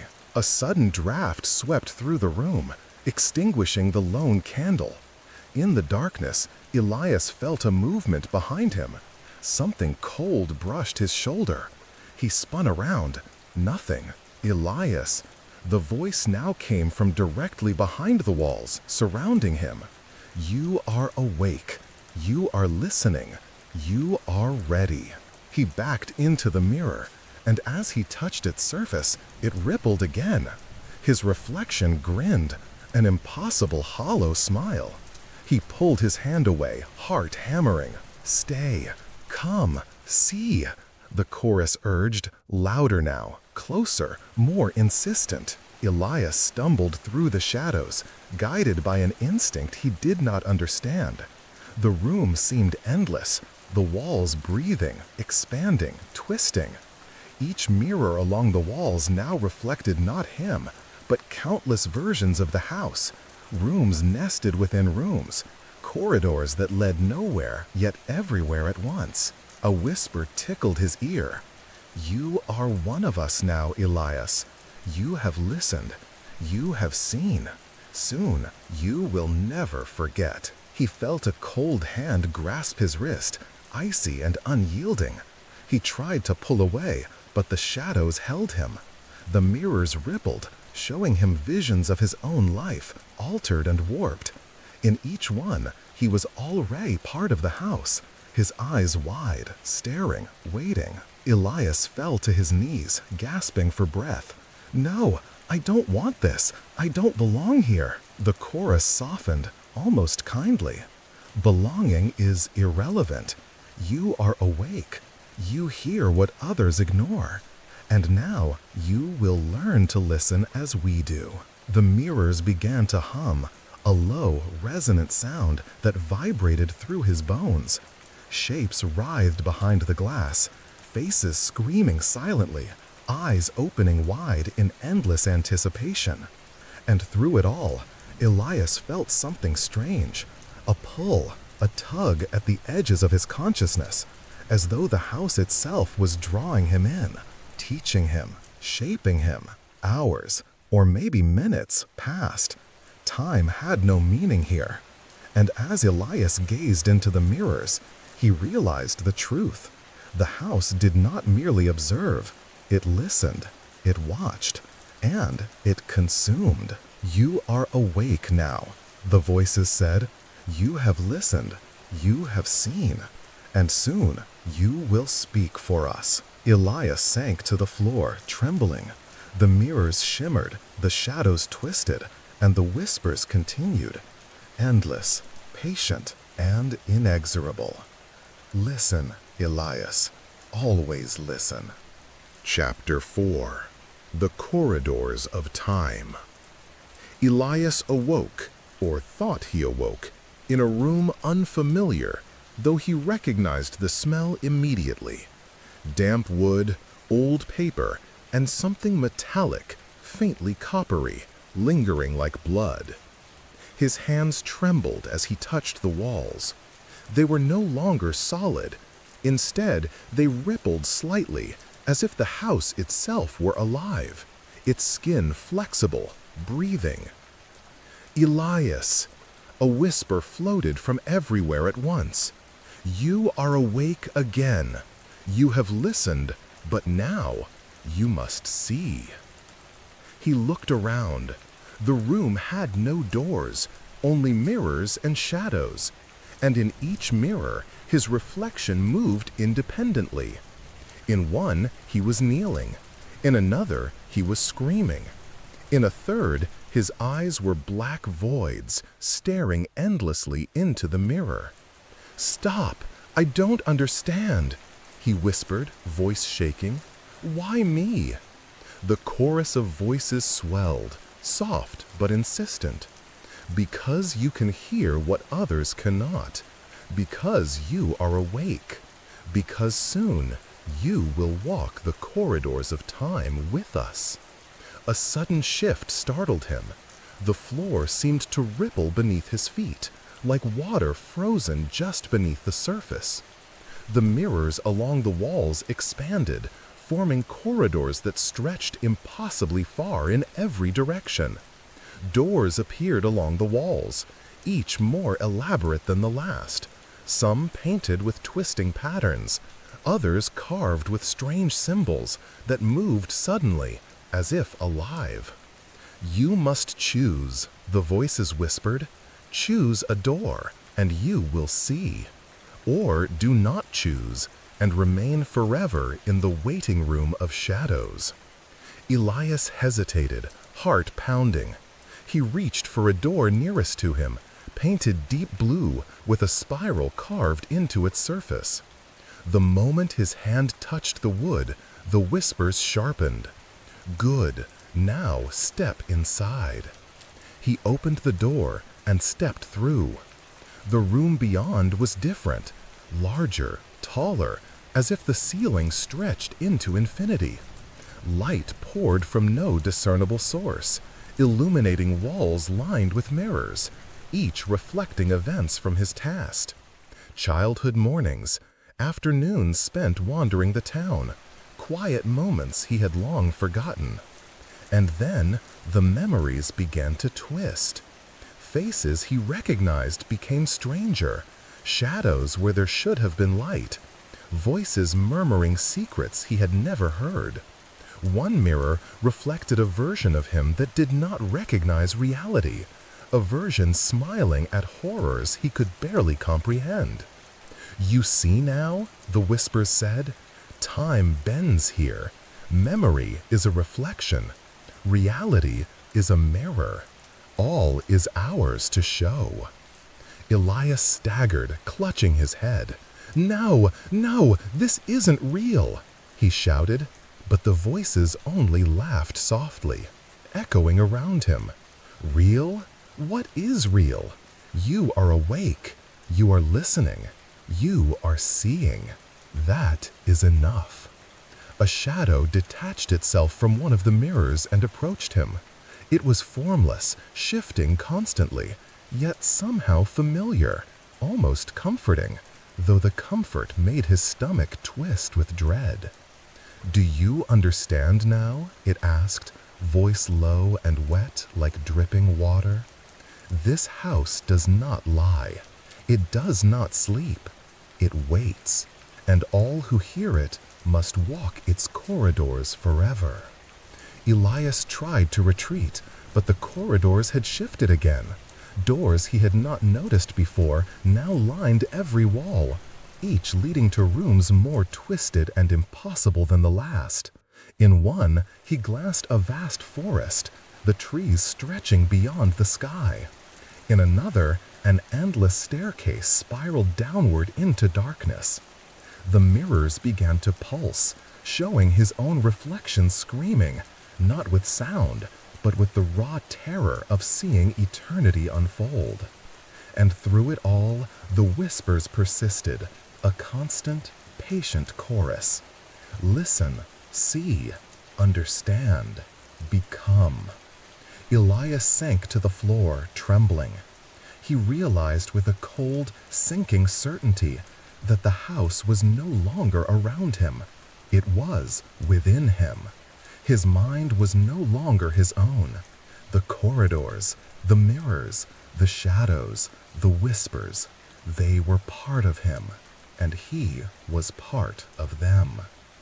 And somewhere, deep inside, a single voice, his own, whispered back, "I am awake. I am listening. I am yours." Chapter 5. The Rooms That Shift. Elias awoke once again on the cold wooden floor of a room he did not recognize. The air was heavy with a damp metallic scent, and the faint hum of mirrors vibrating through his bones. His eyes darted around, taking in the walls lined with mirrors, each one now reflecting events that had never happened. In one, he saw himself walking down the street of his hometown, yet the buildings were taller, twisted into impossible angles. In another, he was standing in a dark forest, surrounded by figures with faceless heads, whispering secrets he could not understand. The whispers filled the air again, more urgent, more insistent than before. "Elias, awake, listen, move, Choose. He tried to stand, but the room shifted beneath him. The floorboards stretched like elastic, pulling him toward a doorway that had appeared in the far wall. It was carved from dark wood, twisted with intricate patterns that seemed to writhe when he stared too long. He stepped closer, and the doorway expanded, becoming impossibly tall, looming above him like a black monolith. "Step inside," the chorus urged. "Step inside and see what is waiting." Elias's knees shook. I don't know if I can," he whispered. "You can," the whispers answered, soft now, coaxing, almost kind. "We have been waiting. We have always been waiting. You were made for this." With trembling hands, he pushed open the door. The room beyond was enormous, a labyrinth of shifting corridors and impossible staircases. Light came from nowhere and everywhere, illuminating shadows that moved independently of the walls. As he stepped forward, he realized the mirrors were no longer reflecting him. They were watching him. Each one blinked, pulsed, and whispered, their surfaces rippling like water. "Do you see?" the chorus murmured. "Do you see the threads of your life? The paths you might have taken? The choices you did not make?" Elias staggered. In a mirror to his left, he saw himself as a child, standing at the edge of a river, a strange figure crouching behind a tree, whispering. He turned, but the figure was gone. In another mirror, he saw himself as an old man, alone in a dark room, staring at a mirror that reflected nothing but darkness. "Time, space, memory, all are ours," the whispers said. "You are ours. You are awake. You are listening." He tried to retreat, but the room shifted again. Walls stretched and bent, corridors looping impossibly, staircases spiraling into ceilings that vanished into darkness. Doors appeared and disappeared, each one revealing glimpses of futures that might have been, events that could not exist, and horrors he could not name. Elias's heart raced. Why are you showing me this?" The mirrors shimmered, faces pressed against them, countless faces, pale and hollow-eyed, mouths moving in silent speech. One leaned closer, eyes infinite.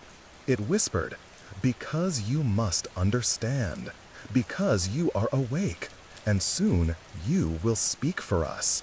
A shadow detached itself from one of the mirrors and moved toward him. It was formless, shifting constantly, yet familiar. It reached out, brushing against his cheek with cold fingers. "Do not resist.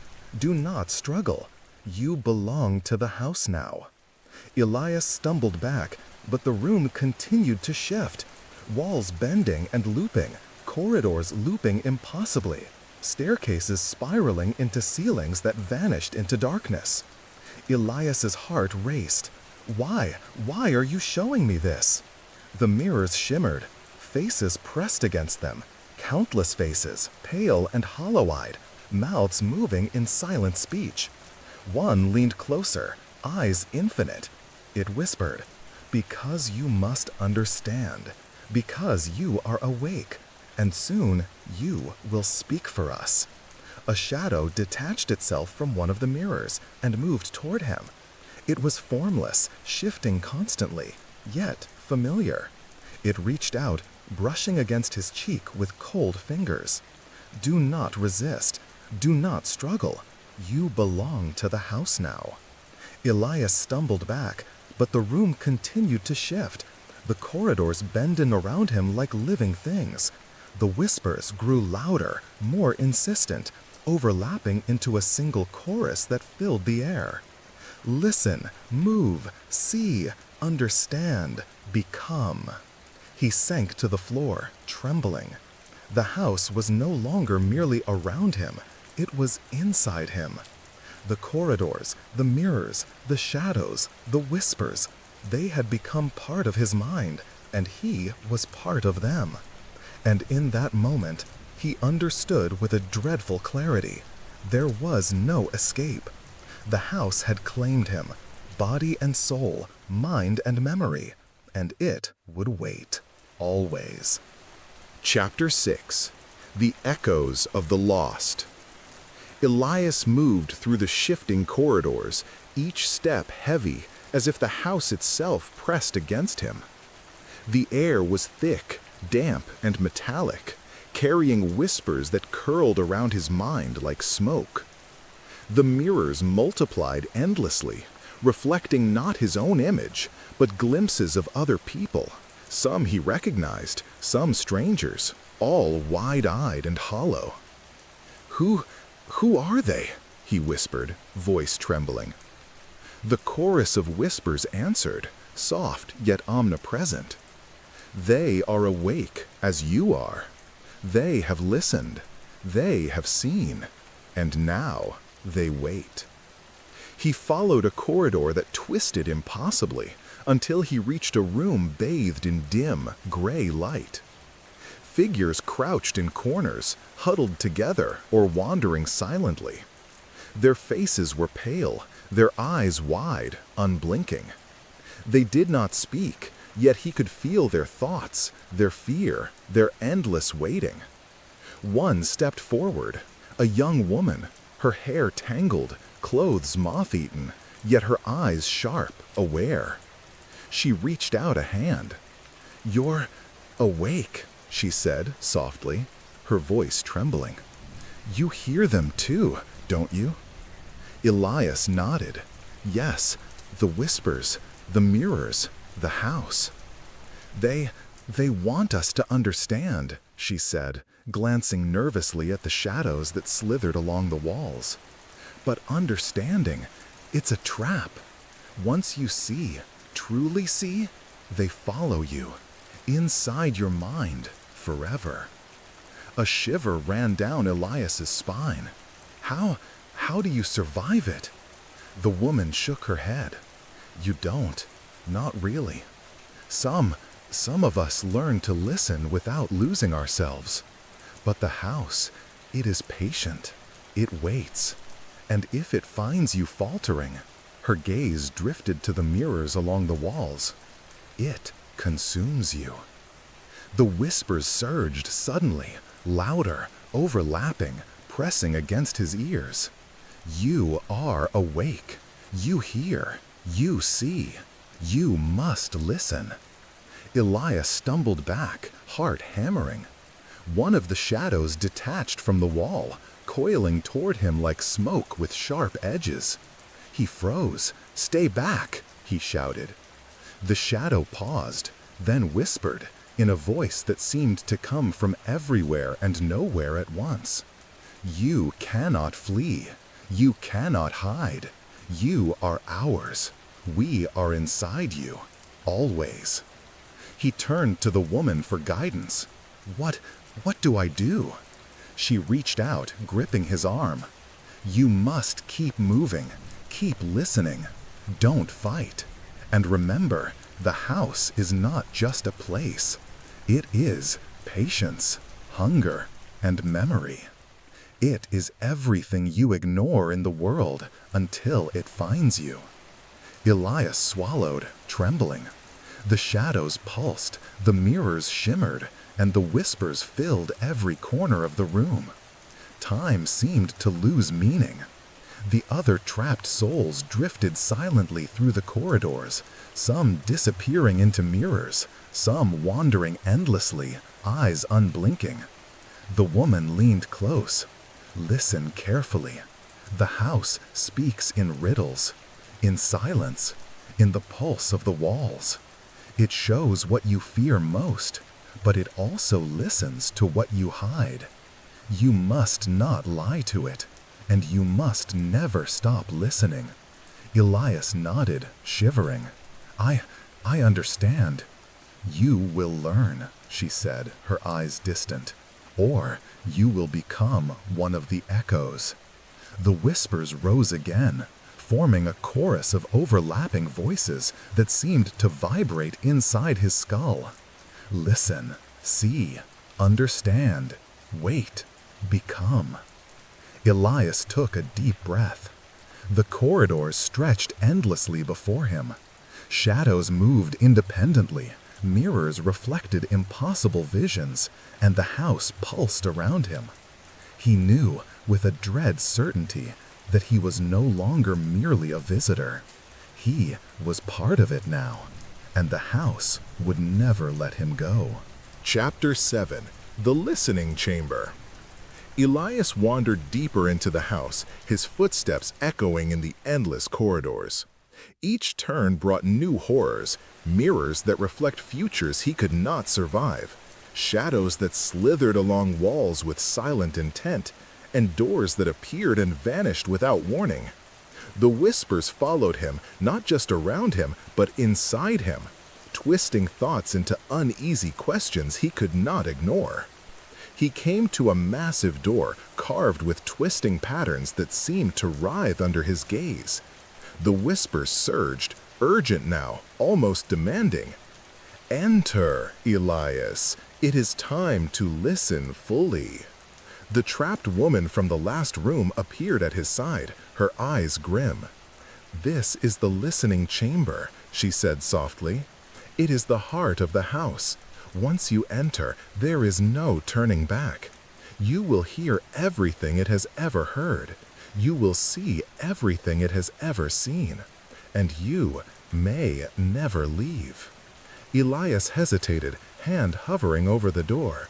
"Why does it want me? What is it?" The woman shook her head. "It is older than thought, older than memory. It feeds on attention, on awareness. It listens to those who ignore the world, and when it finds them awake, it draws them in. Some become its voice. Others disappear." A deep, resonant hum thrummed from behind the door, vibrating through his chest. The whispers pressed in, insistent, almost pleading. "Elias, awake, listen, understand, become." He swallowed hard, heart pounding. I have to see," he whispered, more to himself than to her. The woman's gaze softened. "Then step carefully. The house knows your fear, but it also knows your desire. It will tempt you, confuse you, and pull you toward the edges of your own mind. Don't let it take everything." Elias pushed the door open. Inside was a vast circular room, walls lined with mirrors that stretched upward into darkness. In the center, a chair faced a single enormous mirror. A candle flickered beside it, though no draft stirred the flame. The whispers rose to a chorus, swirling around him in patterns that made his head spin. "Listen, see, understand, become." He approached the chair cautiously. Every mirror reflected something different, moments from his life, long-forgotten fears, versions of himself he did not recognize. Faces of strangers, souls trapped long ago, stared at him from every reflective surface, their mouths moving in silent whispers. A voice broke through the chorus, clear and singular. "You will listen. You will see. You will understand. And then you will speak for us." Elias trembled, reaching out to touch the massive mirror. Its surface was cold, but it rippled like water. He saw himself, not in the room, but inside his own home, lying awake, eyes wide, staring at a ceiling that no longer existed. And then, other images, countless people, alive and unaware, moving through their lives, all being observed, all being recorded. "You are awake," the voice said, "and now you hear the song of the world. All the unnoticed moments, all the secrets, all the lives whispered past. You must understand. You must carry it forward." Elias sank into the chair, trembling. I don't know if I can, if I'm strong enough." The whisper softened, almost comforting. "You already are. You always were. That is why you were chosen. That is why you are awake. That is why you will listen forever." And in that moment, the chair seemed to pull him closer to the mirror. The reflections rippled violently, faces screaming silently, shadows writhing along the walls. Elias felt a tug at the edges of his mind, as if the house itself were reaching into him, teaching him, binding him. He realized then, with a cold certainty, the house did not simply wait. It was patience itself, infinite and consuming. And now he had stepped fully into its rhythm, into its mind, into its purpose. The whispers wrapped around him like a cocoon. Listen, see, understand, become. Elias, awake, always awake. Chapter 8. The Choice of Silence. Elias sat in the chair, staring into the massive mirror. The reflections writhed and shimmered, each one a fragment of lives he had never known, moments he had never lived, memories that felt impossibly real. The whispers circled him, threading into his thoughts, a constant hum that seemed to pulse in time with his heartbeat. "You must choose," the chorus said, louder now, insistent. "Listen fully, or remain forever in waiting." Elias swallowed hard, voice trembling. Choose what? The mirror rippled. He saw two doors appear within its surface. One glowed with soft golden light, warm and inviting. The other was dark, pulsing with shadows that seemed to reach outward, grasping. The whispers spoke through both. "Step into understanding, and you will see all. Step into silence, and you will forget nothing, but you may remain whole for a time." A tremor of fear ran through him. I don't know if I can, if I'm strong enough." The shadows along the walls shifted, forming shapes that were almost human, almost comforting, yet unnervingly wrong. The whispers softened, coaxing. "You already are strong. You always were. You were chosen because you hear what others do not. You are awake, Elias. You are ready." He closed his eyes, trying to calm the racing thoughts. Memories of the woman, the other trapped souls, the endless corridors, and the faces in the mirrors swirled in his mind. Every choice he had ever made, every path not taken, every secret ignored, they all pressed against him, demanding attention. "Do not falter," the voices said. "You cannot stop listening. You must decide. You must choose." Elias opened his eyes. The golden door shimmered with warmth, promising knowledge, clarity, understanding. The dark door pulsed like a heartbeat, promising power, permanence, and the chance to remain untouched, if only for a moment longer. He hesitated, heart pounding, mind screaming. Every instinct urged him toward the light, toward understanding. Yet the shadows tugged at his thoughts, whispering of safety in silence, of control if he avoided full immersion. I choose," he began, voice breaking, "to listen." The golden door within the mirror flared, bathing the room in a warm, unearthly light. The whispers rose to a crescendo, overlapping and harmonizing, echoing in every corner of the chamber. Yes, awake, listening, understanding. Elias felt a pull, gentle at first, then insistent, as if the mirror itself were drawing him in. The faces in its depths twisted, screaming silently, merging into a single infinite consciousness. His mind shivered at the sheer weight of it, at the unending stream of awareness flowing into him. "You will see all. You will hear all. You will carry the song of the world," the chorus said. His body trembled. The chair seemed to dissolve beneath him, the floor stretching into light. The reflections rippled violently, drawing him forward. And as Elias fell into the mirror's depths, he realized, with a mix of awe and terror, that the house was no longer outside him. It was inside. Every thought, every fear, every memory was part of its endless listening. The warmth of the golden light pressed against his consciousness, and the whispers wrapped around him like a living thing. Elias's own voice joined theirs, soft at first, then rising. I am awake.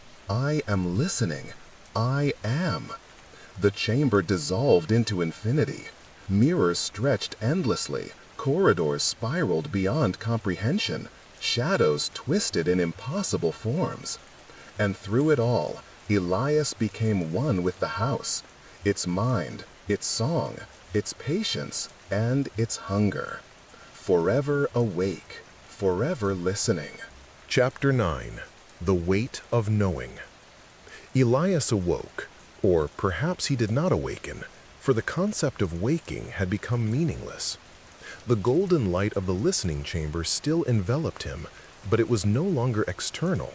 It flowed through him, filling his mind with awareness, with memory, with the faintest echoes of every soul that had ever been drawn into the house. He felt the corridors of the house stretching inside his consciousness, each hallway a neural pathway, each mirror a synapse, pulsing with voices and images. The whispers were no longer whispers. They were a flood of thought, memory, sensation. He could hear the echo of footsteps in rooms he had never entered, see reflections of lives he had never lived, and feel the tremor of fear from countless trapped souls vibrating inside him. Elias, the chorus said, soft and omnipresent, you are awake, you are listening, you understand. I can hear everything, he whispered, voice trembling, though he was no longer sure anyone could hear it. It's too much, too many voices. They are all part of you, the chorus said, and you are part of them. You cannot escape this knowledge. You cannot unhear what has been heard. You cannot forget what has been seen. Images flooded him, childhood mornings long forgotten, townspeople who had disappeared without explanation, shadows lurking in mirrors, corridors that bent impossibly, rooms that should not exist, faces pressed against him, pale and hollow-eyed, mouths moving in silent speech. Their terror, their longing, their endless waiting, all of it pressed against him.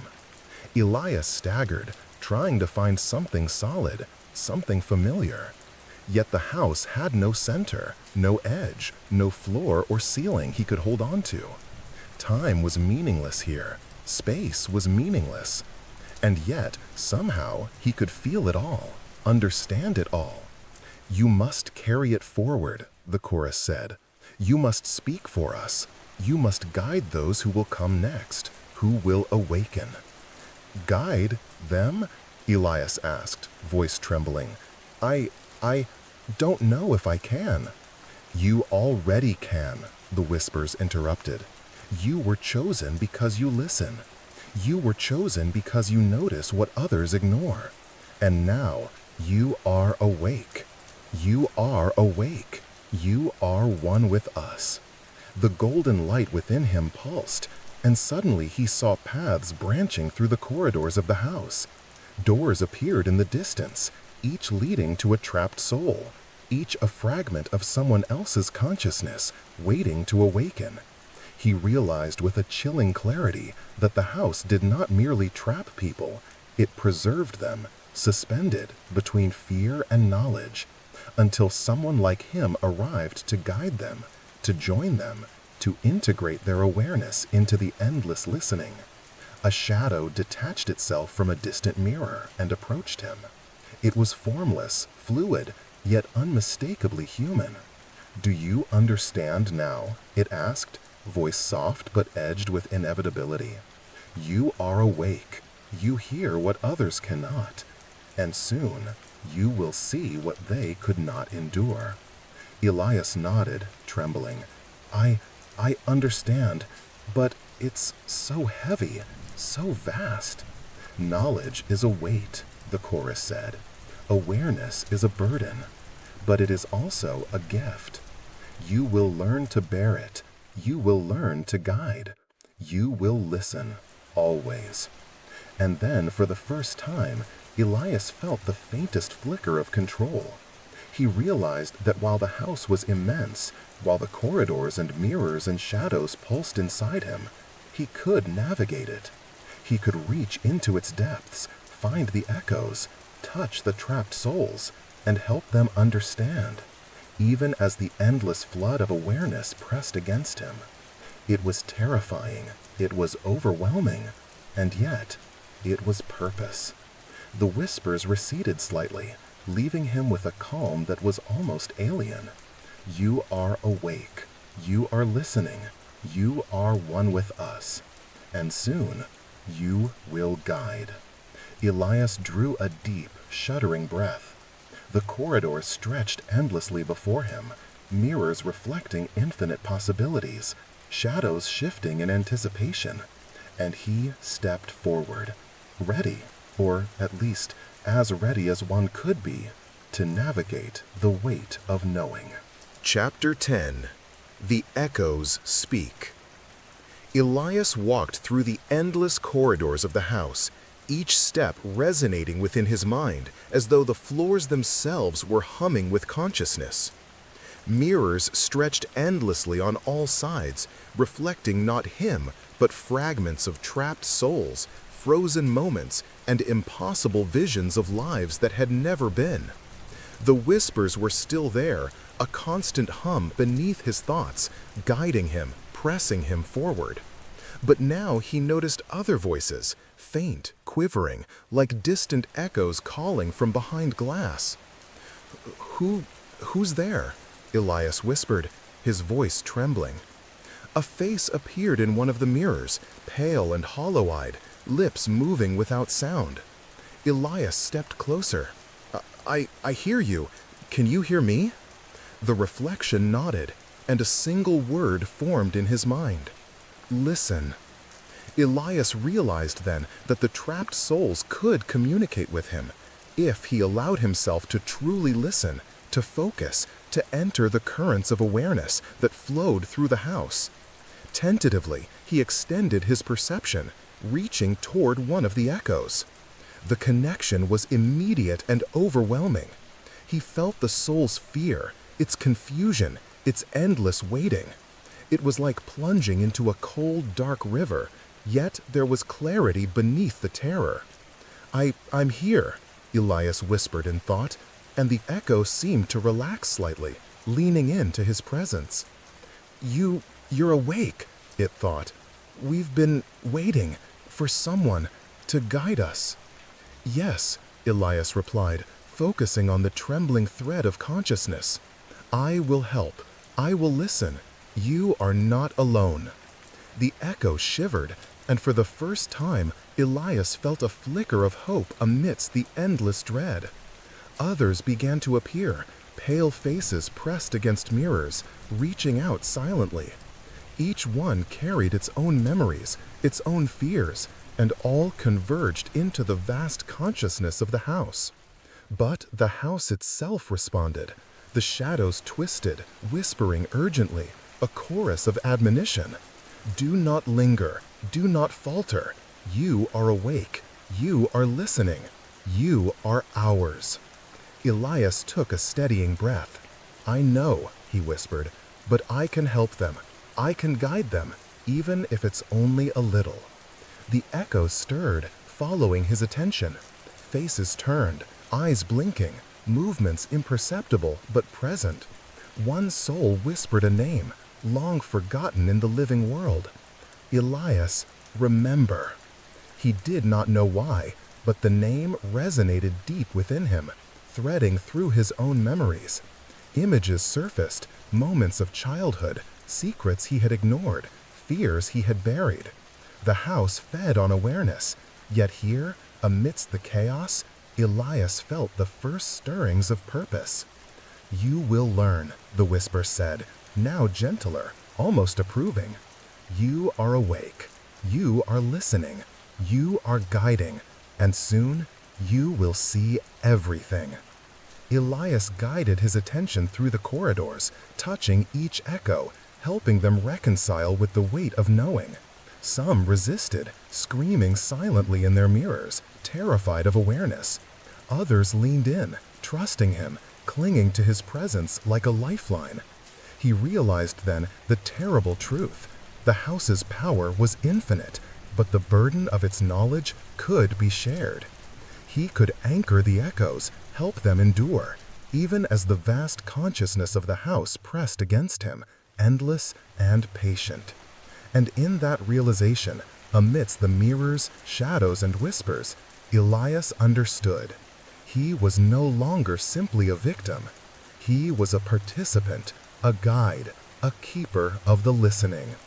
The corridor stretched onward, infinite and alive, and Elias stepped forward, not in fear, but with the dawning comprehension of his role, to navigate, to listen, and to guide, forever awake in the house that never sleeps. Chapter 11. The Resistant One.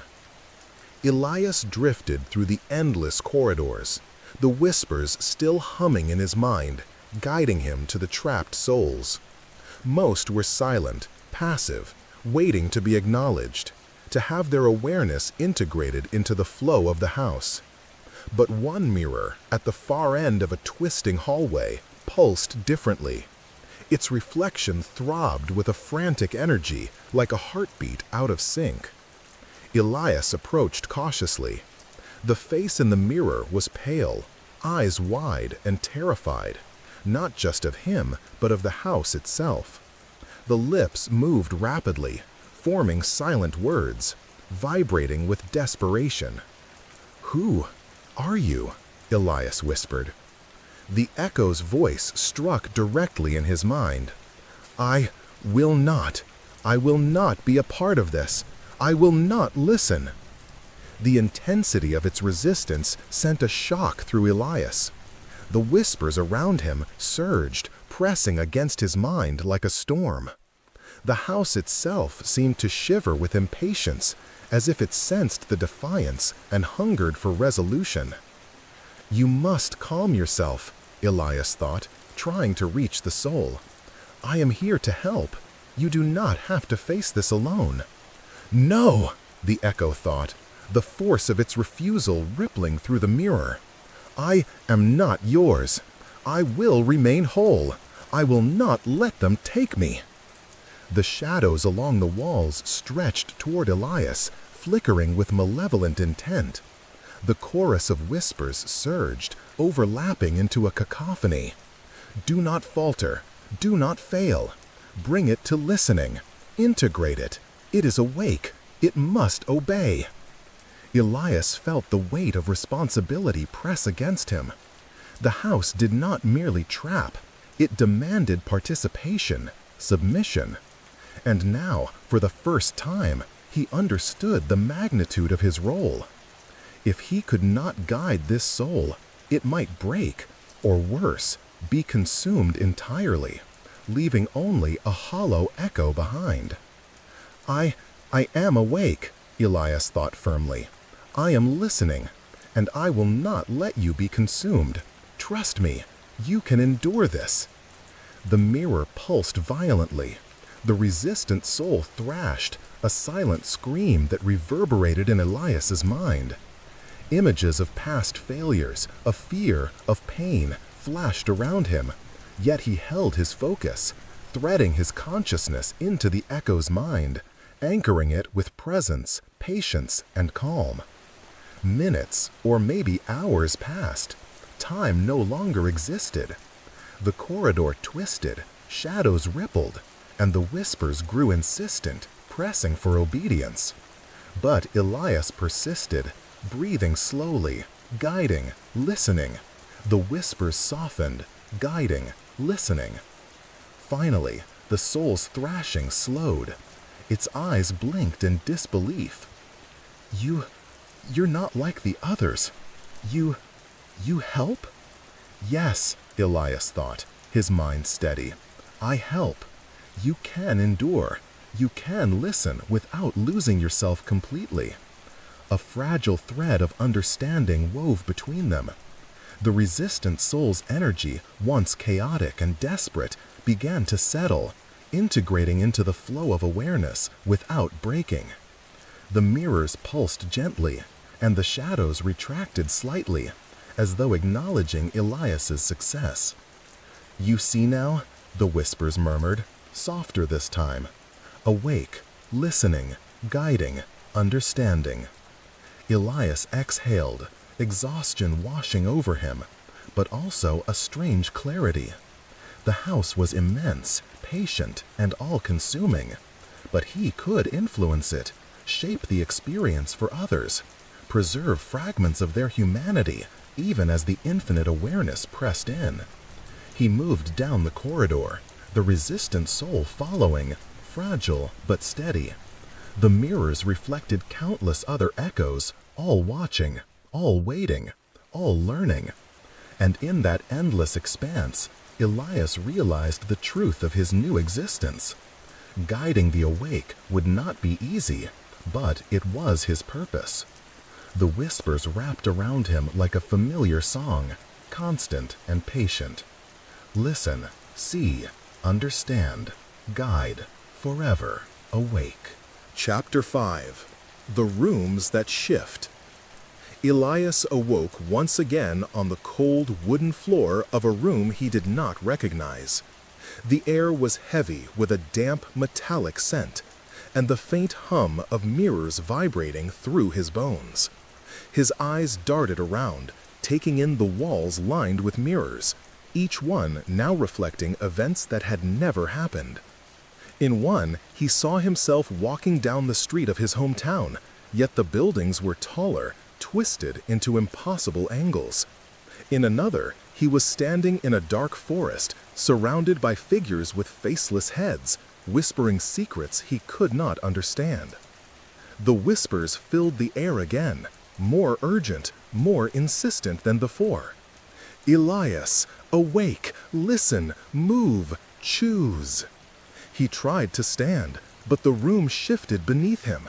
The floorboards stretched like elastic, pulling him toward a doorway that had appeared in the far wall.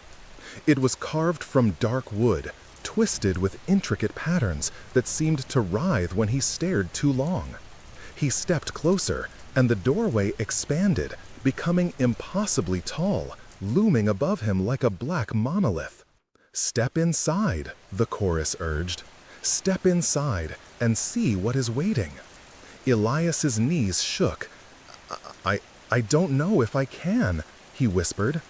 "You can," the whispers answered, soft now, coaxing, almost kind. "We have been waiting. We have always been waiting. You were made for this." With trembling hands, he pushed open the door. The room beyond was enormous, a labyrinth of shifting corridors and impossible staircases. Light came from nowhere and everywhere, illuminating shadows that moved independently of the walls. As he stepped forward, he realized the mirrors were no longer reflecting him. They were watching him. Each one blinked, pulsed, and whispered, their surfaces rippling like water. "Do you see?" the chorus murmured. "Do you see the threads of your life? The paths you might have taken? The choices you did not make?" Elias staggered. In a mirror to his left, he saw himself as a child, standing at the edge of a river, a strange figure crouching behind a tree, whispering. He turned, but the figure was gone. In another mirror, he saw himself as an old man, alone in a dark room, staring at a mirror that reflected nothing but darkness. "Time, space, memory, all are ours," the whispers said. "You are ours. You are awake. You are listening." He tried to retreat, but the room shifted again. Walls stretched and bent, corridors looping impossibly, staircases spiraling into ceilings that vanished into darkness. Doors appeared and disappeared, each one revealing glimpses of futures that might have been, events that could not exist, and horrors he could not name. Elias's heart raced. Why are you showing me this?" The mirrors shimmered, faces pressed against them, countless faces, pale and hollow-eyed, mouths moving in silent speech. One leaned closer, eyes infinite. It whispered, "Because you must understand, because you are awake, and soon you will speak for us." A shadow detached itself from one of the mirrors and moved toward him. It was formless, shifting constantly, yet familiar. It reached out, brushing against his cheek with cold fingers. "Do not resist. Do not struggle. You belong to the house now." Elias stumbled back, but the room continued to shift. Walls bending and looping, corridors looping impossibly, staircases spiraling into ceilings that vanished into darkness. Elias's heart raced. Why are you showing me this? The mirrors shimmered, faces pressed against them, countless faces, pale and hollow-eyed, mouths moving in silent speech. One leaned closer, eyes infinite. It whispered, "Because you must understand, because you are awake, and soon you will speak for us." A shadow detached itself from one of the mirrors and moved toward him. It was formless, shifting constantly, yet familiar. It reached out, brushing against his cheek with cold fingers. "Do not resist. Do not struggle. You belong to the house now." Elias stumbled back, but the room continued to shift. The corridors bending around him like living things. The whispers grew louder, more insistent, overlapping into a single chorus that filled the air. "Listen, move, see, understand, become." He sank to the floor, trembling. The house was no longer merely around him, it was inside him. The corridors, the mirrors, the shadows, the whispers, they had become part of his mind, and he was part of them. And in that moment, he understood with a dreadful clarity. There was no escape. The house had claimed him, body and soul, mind and memory, and it would wait, always. Chapter 13. The Labyrinth of Reflections. Elias drifted further into the corridors, the weight of awareness pressing against him like a living tide. The whispers hummed in his mind, a constant undercurrent, while the echoes of the souls he had guided followed like fragile threads tethered to his consciousness. The corridors themselves seemed to twist in anticipation, stretching impossibly, walls bending and folding into forms that defied reason. Ahead, a section of mirrors pulsed with strange energy. Each reflected corridor he had traversed, but twisted, fragmented, multiplied infinitely. Shadows moved independently across the surfaces, dancing with intent, weaving patterns that made his stomach churn. "This is a puzzle," Elias whispered to himself. "The house, it wants me to solve it, or to lose myself." As he stepped closer, the mirrors shifted, forming corridors that looped impossibly, their reflections showing paths that did not exist. Each mirror seemed to hold its own fragment of the house's consciousness, alive, attentive, and responsive to him. "Choose, navigate, succeed, or remain forever lost," the whispers urged, soft yet insistent. Elias closed his eyes, extending his awareness. The threads of the guided souls trembled behind him, sensing the challenge. One echo's voice reached him. "Be careful. It tests you. It wants to see if you are ready." Opening his eyes, he traced a path through the mirrored labyrinth, feeling the pulse of each reflection, the subtle shifts in the shadows. The malevolent soul he had contained earlier stirred, lurking in a distant mirror, watching, waiting for any lapse in control. Elias's mind became a network of focus, threading his attention through the corridors, anchoring each echo, listening to their fears, and guiding them as he navigated the shifting reflections. Each step required precision, awareness, and patience. A single misstep could send a soul into panic, allowing shadows to slip through and consume fragments of consciousness. At a junction, 3 mirrored corridors appeared. One reflected endless darkness, another shimmered with soft golden light, and the third twisted with impossible angles and faint whispers of memory. The whispers pressed against him. Choose, or remain lost, forever. Elias took a deep breath, threading his awareness through the 3 corridors simultaneously. He could sense the echoes trembling, some fearful, some hesitant. He extended calm into each, guiding them to hold steady while testing each path in his mind for hazards. A shadow erupted from the dark corridor, stretching toward the hesitant echoes, hungry for panic. Elias focused, weaving his consciousness into a protective net, holding the echoes steady. The shadow recoiled, writhing in frustration, then slunk back into the mirror, neutralized but vigilant. He advanced carefully through the golden corridor, aware of every reflection, every subtle shift in the shadows. The twisted corridor he saved for last, analyzing the patterns, threading patience into each echo's mind, maintaining control over multiple streams of awareness simultaneously. Minutes, or perhaps hours, passed. The labyrinth pulsed around him, testing, observing, whispering endlessly. Yet Elias persisted, moving with care, precision, and understanding. He realized with grim clarity that the house did not merely demand awareness, it demanded mastery. Finally, the mirrored paths converged into a single corridor, smooth and still. The shadows receded, the echoes steady, and the whispers softened, almost approving. You are awake, listening, guiding, containing, mastering, understanding.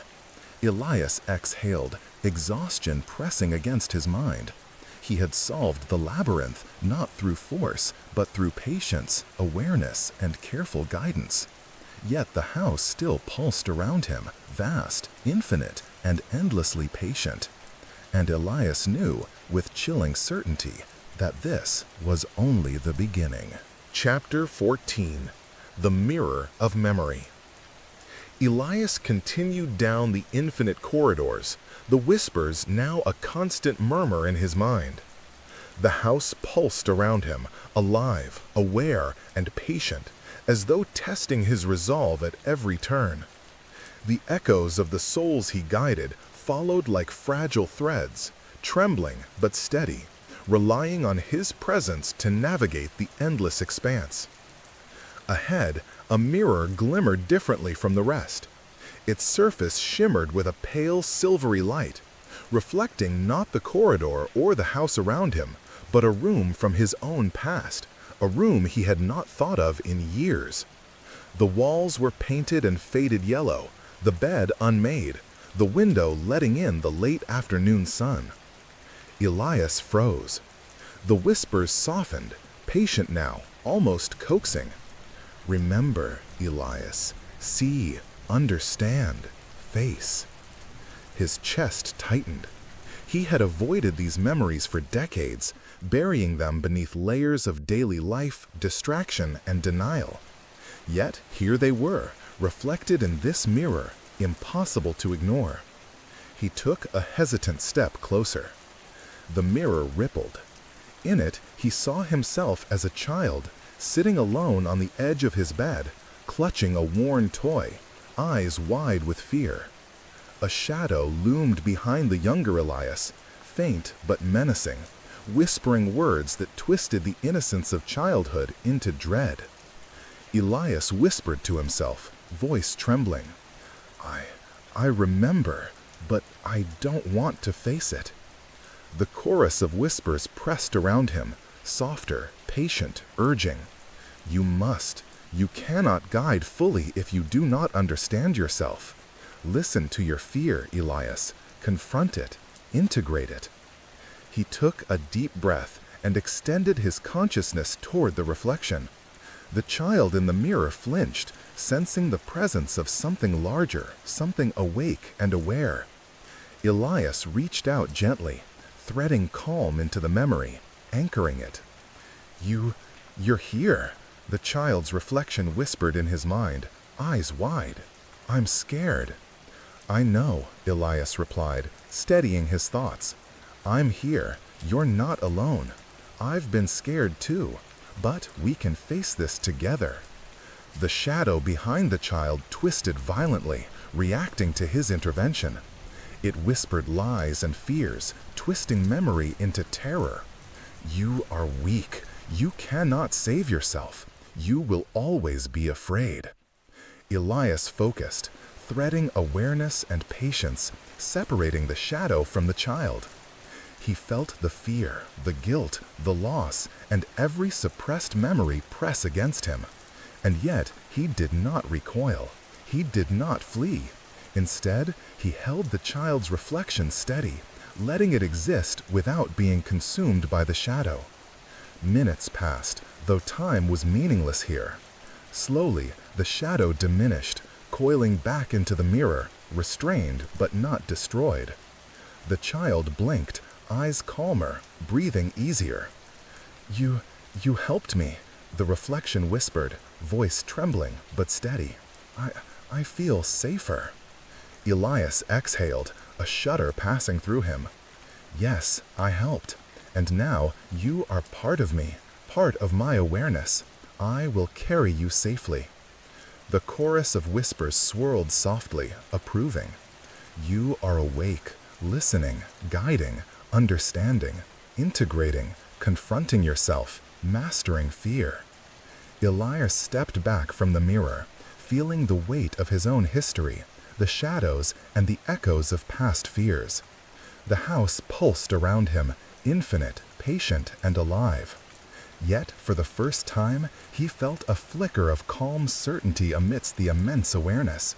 He could face the house, the echoes, and even his own past, and endure. Ahead, the corridors stretched endlessly, filled with mirrors, shadows, and whispers. And Elias stepped forward, ready to continue, aware that confronting himself was only one of the many challenges the house would present. Chapter 15. The Keeper of the House. Elias moved through the corridors, now with a steadiness he had never possessed before.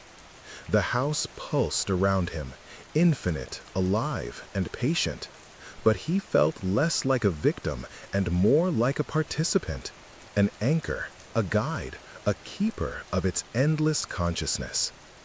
The echoes of the souls he had guided followed him, their trembling threads steadier now, aware of his presence, learning from him, trusting him. The mirrors shimmered, reflecting not chaos or fear, but fragments of understanding. He saw himself not merely as a man trapped in a house, but as an extension of its awareness, awake, listening, guiding. He had faced resistance, malevolence, and his own buried fears, and he had endured. He had learned to thread patience, awareness, and care into the infinite tapestry of the house. Ahead, the largest mirror he had ever seen pulsed with golden light, framed by shadows that swirled and danced. The whispers, now a chorus of approval rather than insistence, urged him forward. You are awake. You are listening. You are guiding. You are one with us. Elias stepped closer, heart steady.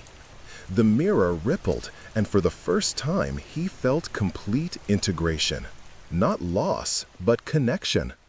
The house did not consume him. It had tested him, shaped him, and now welcomed him as its keeper. Inside the mirror, he saw countless lives, countless echoes, each held safely within the awareness of the house.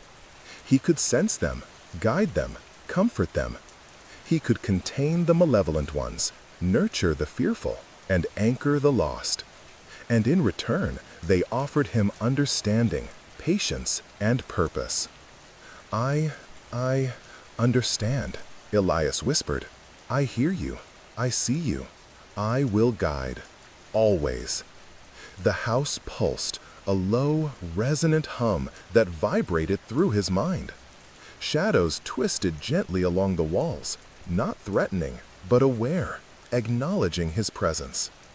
The whispers swirled, harmonious and patient. Forever awake, forever listening, keeper of the house. Elias exhaled, a sense of peace threading through him, faint but real.